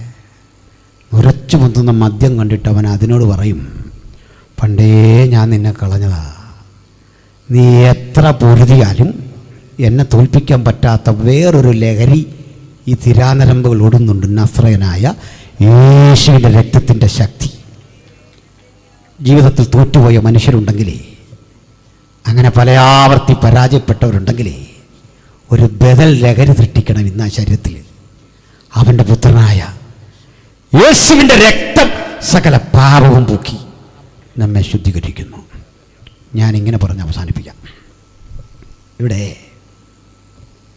ഇത്തരം ലഹരിക്ക് അടിമപ്പെട്ട ഒരുവനെങ്കിലും ഉണ്ടെങ്കിൽ നിന്നെ രക്ഷിക്കാൻ അധികാരമുള്ള യേശുവിനെ സാക്ഷി നിർത്തി പറയാ, ഇന്ന് നിനക്ക് വിടുതലാ, ഇന്ന് നിന്റെ രക്ഷയാ. അത് നാളേക്ക് മാറ്റിവെക്കണ്ട. ഇന്ന് രക്ഷ പ്രാപിക്കുന്ന ദിവസമാ. ഇന്ന് ദൈവസാന്നിധ്യം അടിമുടി മാറ്റിമറിക്കുന്ന ദിവസമാ. ഹല്ലേലൂയ. അപ്പോൾ ഈ ബേത്സയിദ ഇത്യാദി ദുരൂഹതകളുടെ ഒട്ടേറെ ഇടപെടലുകളുടെ വ്യവഹാര ഭൂമിയാണ്. അവിടെ അനേകരുണ്ടെങ്കിലും യേശു അടുത്തേക്ക് വന്നു. ഇവനെ കണ്ടു, കാര്യമൊക്കെ അറിഞ്ഞു. എന്നിട്ട് അവൻ പറയുന്നത്, last 38 years I was here. Nobody is here. എന്നെ രക്ഷിക്കാൻ ഇവിടെ ആരുമില്ല. എനിക്ക് എന്ത് ചെയ്യാൻ പറ്റും? എൻ്റെ പ്രവണതകൾ ഇതാ. ഇതിൽ നിന്നാണ് ഭാഷയിൽ ഒരു ഇടിയം തന്നെ രൂപപ്പെട്ടു. ലെയിം എക്സ്ക്യൂസ്, മുടന്തൻ ന്യായം. ഇങ്ങനെ രൂപപ്പെട്ടതാ ഈ മുടന്തൻ ന്യായം എന്ന പദം. ചിലർക്ക് അതിൻ്റെ അർത്ഥം അറിയത്തില്ല. മുടന്തൻ ന്യായം ഇത് ഈ വാക്യത്തിൽ പ്രയോഗിക്കാൻ പണ്ടങ്ങാണ്ടൊരു കൊച്ചിന് വന്നപ്പോൾ എഴുതുക, ഞാൻ വീട്ടിലേക്ക് വരുമ്പോൾ ഒരു മുടന്തൻ ന്യായം പറയുന്നത് കേട്ടു എന്ന്. മനസ്സിലായില്ലേ? ഞാൻ സ്കൂൾ വിട്ട് വീട്ടിലേക്ക് വരുമ്പോൾ ഒരു മുടന്തൻ വഴിയിലിരുന്ന് ന്യായം പറയുന്നത് കേട്ടു. അങ്ങനെ മുടന്തൻ പറയുന്ന ന്യായമല്ലിത്. ഇയാൾ 38 വർഷത്തെ കഥ പറഞ്ഞ് ഉത്തരവാദിത്വം ചെയ്യാതെ മാറുന്ന അവസ്ഥയാ ഈ മുടന്തൻ ന്യായം. മാത്യു പി സാറേ, ഈ മാസത്തിന് വരാത്ത പാസ്റ്റർ എന്നൊരു കാര്യം പറയുമല്ലോ, അതാ മുടന്തൻ ന്യായം. കഴിഞ്ഞ ആഴ്ച സഭായത്തിന് വരാത്ത ഒരു ആൻറ്റി വന്നൊരു കഥ പറയുമല്ലോ, അതാ മുടന്തൻ ന്യായം. ചുറ്റുപാടുള്ളതുകൊണ്ട് വന്നില്ലെന്ന്. ആടിനെയൊക്കെ ഇട്ടേച്ച് എങ്ങനെ വരുന്നത്? ആടാണോ എക്സ്റേ പോലൊരു സാധനം? അതുകൊണ്ട് സഭായത്തിന് വന്നില്ല. This is called lame excuse, മുടന്തൻ ന്യായം. പിടികിട്ടിയ 38 വർഷം. ഇനി ഇവൻ പറയുന്നതിലൊന്നും ആത്മാർത്ഥം ഇല്ലെന്നേ. ഇനി ഇതൊക്കെ നേരാണെങ്കിൽ ഉരുണ്ട് ചെന്നാലും വീണാൽ മതി. എങ്ങനെയെങ്കിലും ഉരുണ്ടുകൊണ്ട് കരക്കിരിക്കണം. 38 വർഷത്തെ അവൻ്റെ സർവീസല്ലേ. അവന് ടൈം അറിയാമല്ലോ, അവൻ ആ രീതി കാലം പറയാമല്ലോ, ശൈലി കാലം പറയാമല്ലോ, എന്തു വേണം എങ്ങനെ വേണമെന്നറിയാമല്ലോ. അവനും ഇതിനോടങ്ങ് പൊരുത്തപ്പെട്ടെന്നു. കാലാവസ്ഥയോട്, സ്ഥിതിയോട്, പ്രതിസന്ധിയോടെ ഇവനും അങ്ങ് രൂപപ്പെട്ടു. അവനും ചില ലാഭങ്ങളുണ്ട്. അവൻ്റെ ലാഭം എന്ന് പറഞ്ഞാൽ ഇവിടെ വന്നിട്ട് തിരിച്ചു പോകുന്നവൻ കളയുന്നതെല്ലാം അവൻ ശേഖരിച്ച് വെച്ചിരിക്കുക. ഇതാർക്ക് വേണ്ടിയാണെന്നൊരു പിടിയില്ല. വലിയ ഭാണ്ഡക്കെട്ട് അവൻ്റെ കയ്യിലുണ്ട്. ആരൊക്കെയോ വലിച്ചെറിഞ്ഞ ആക്രികളുടെ സാമ്രാജ്യത്തിൽ അവനിങ്ങനെ കഴിയുക. അവനിത് വലിയ സുഖമായിട്ട് തോന്നുക, വലിയ സന്തോഷമായിട്ട് തോന്നുക. അവനിതേക്കുറിച്ച് സകലതും അറിയാം, എന്ത് ചോദിച്ചാലും അറിയാം. സൗഖ്യം മാത്രമില്ല. ഈ പശ്ചാത്തലത്തിൽ യേശു വന്നിട്ട് ചോദിക്കുക, ഇതൊക്കെ വിടുകുഞ്ഞേ, ഇതൊക്കെ മാറ്റിയിട്ട് ഒറ്റ ചോദ്യം, പ്രധാനപ്പെട്ട ഒരു ചോദ്യം. യേശുവിൻ്റെ ചോദ്യത്തിൻ്റെ എല്ലാം പ്രത്യേകത യെസ് ഓർ നോ. ഈ ആൻസർ വേണം. ഈ ആൻസർ കേട്ടിട്ടേ പോളൂ. അല്ല ആദ്യം പറഞ്ഞാൽ ഉത്തരവുണ്ടാവില്ല. യേശു ചോദിക്കുക, നിനക്ക് സൗഖ്യമാകാൻ മനസ്സുണ്ടോ? ഒറ്റ ചോദ്യം. ആ ചോദ്യമായി സുവിശേഷ യോഗത്തിൻ്റെ പ്രഥമ രാത്രി ഞങ്ങൾ ഈ ഗ്രാമത്തോട് ചോദിക്കുന്നത്. മദ്യത്തിൽ നിന്ന്, ജീവൽ തകർച്ചയിൽ നിന്ന്, പ്രതിസന്ധിയിൽ നിന്ന് ഒന്ന് കരകയറാൻ നിങ്ങൾക്ക് ആഗ്രഹമുണ്ടോ? ചെയ്തതും പ്രവർത്തിച്ചതുമെല്ലാം പരാജയം. ഇതുവരെ ജീവിതത്തിന് ഒരു മുന്നേറ്റമില്ല. വൈരാഗ്യത്തിന്റെ പകയുടെ ഹൃദയം കിട്ടടങ്ങി. എനിക്ക് സംശുദ്ധ ഹൃദയം വേണം. കുറ്റബോധത്തിന്റെ ജീവിതം മാറി. എനിക്ക് സ്വാതന്ത്ര്യം വേണം. സൗഖ്യമില്ലാത്ത അവസ്ഥ മാറി. എനിക്ക് ആനന്ദം വേണം. എനിക്ക് വേണ്ടി ഒന്ന് പ്രാർത്ഥിക്കുമോ? എൻ്റെ അവസ്ഥയ്ക്ക് വേണ്ടി ഒന്ന് പ്രാർത്ഥിക്കുമോ? ഞാനൊരു വിടുതലായി കാത്തിരിക്കുന്നു. എൻ്റെ ജനത്തിന്റെ വിടുതൽ, ദേശത്തിന്റെ വിടുതൽ, അയൽക്കാരന്റെ വിടുതൽ, സമൂഹത്തിന്റെ വിടുതൽ. ആര് കാത്തിരിക്കും? അവർക്ക് വേണ്ടി പ്രവർത്തിക്കുന്ന ദൈവത്തിന്റെ സാന്നിധ്യം ഇന്നിവിടെയുണ്ട്. ഞങ്ങൾ അനുഭവിച്ച മഹത്തരമായ ഈ സന്തോഷം ഈ നാടിനോട് പങ്കിട്ട് ഉപസംഹരിക്കട്ടെ. നാളെയും നിങ്ങൾ യോഗത്തിന് വരണം. യേശുക്രിസ്തു എന്ന അനന്യസാധാരണ വ്യക്തിത്വം എങ്ങനെയാണ് ഇഹലോകത്തിൽ പ്രവർത്തിച്ചത്, അവിടുന്ന് പുനരാഗമിക്കാൻ പോകുന്ന സംഭവങ്ങളോടനുബന്ധിച്ചുള്ള ചരിത്ര വസ്തുതകളെ മുൻനിർത്തിക്കൊണ്ടുള്ള പ്രവചന വിഷയങ്ങൾ നാളെ രാത്രി പ്രസംഗിക്കുവാൻ പ്രാർത്ഥനയോടെ ഒരുങ്ങി വരും. ഒരു കാര്യം ഇങ്ങനെ പറഞ്ഞ് അവസാനിപ്പിക്കട്ടെ.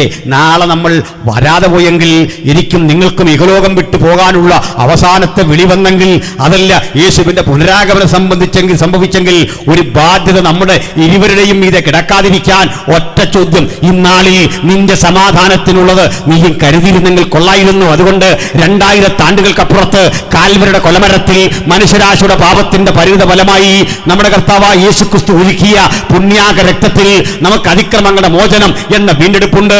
ആ മോചനത്തെ കരഗതമാക്കാതെ, ആ രക്ഷയെ കരഗതമാക്കാതെ ഒരാളെങ്കിലും ഈ രാത്രി സന്ദേശം കേൾക്കുന്നെങ്കിൽ ഇപ്പോഴാകുന്ന സുപ്രസാദകാലം, ഇപ്പോഴാകുന്ന രക്ഷാദിവസം. ഈ രക്ഷയ്ക്ക് കാരണഭൂതനായവനെ ഹൃദയത്തിൽ സ്വീകരിക്കാൻ ആർക്കുണ്ട് ധൈര്യം, ആർക്കുണ്ട് മനസ്സ്, ആർക്കുണ്ട് സമർപ്പണം?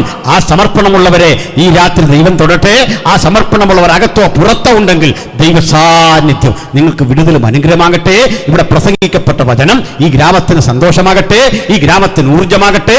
തിന്മകളോടും അധർമ്മങ്ങളോടും പടപൊരുതിക്കൊണ്ട് ബെഥെസ്ദയുടെ മീതെ വ്യാപരിച്ച ഇരുട്ടിന്റെ ശക്തികളോട് പോരാടി സർവ്വസനാതനനായ യേശുക്രിസ്തുവിന്റെ സുവിശേഷം ഈ രാത്രി ഇവിടെ ജയിക്കട്ടെ എന്ന പ്രാർത്ഥനയിൽ ഞാൻ ഉപസംഹരിക്കുന്നു.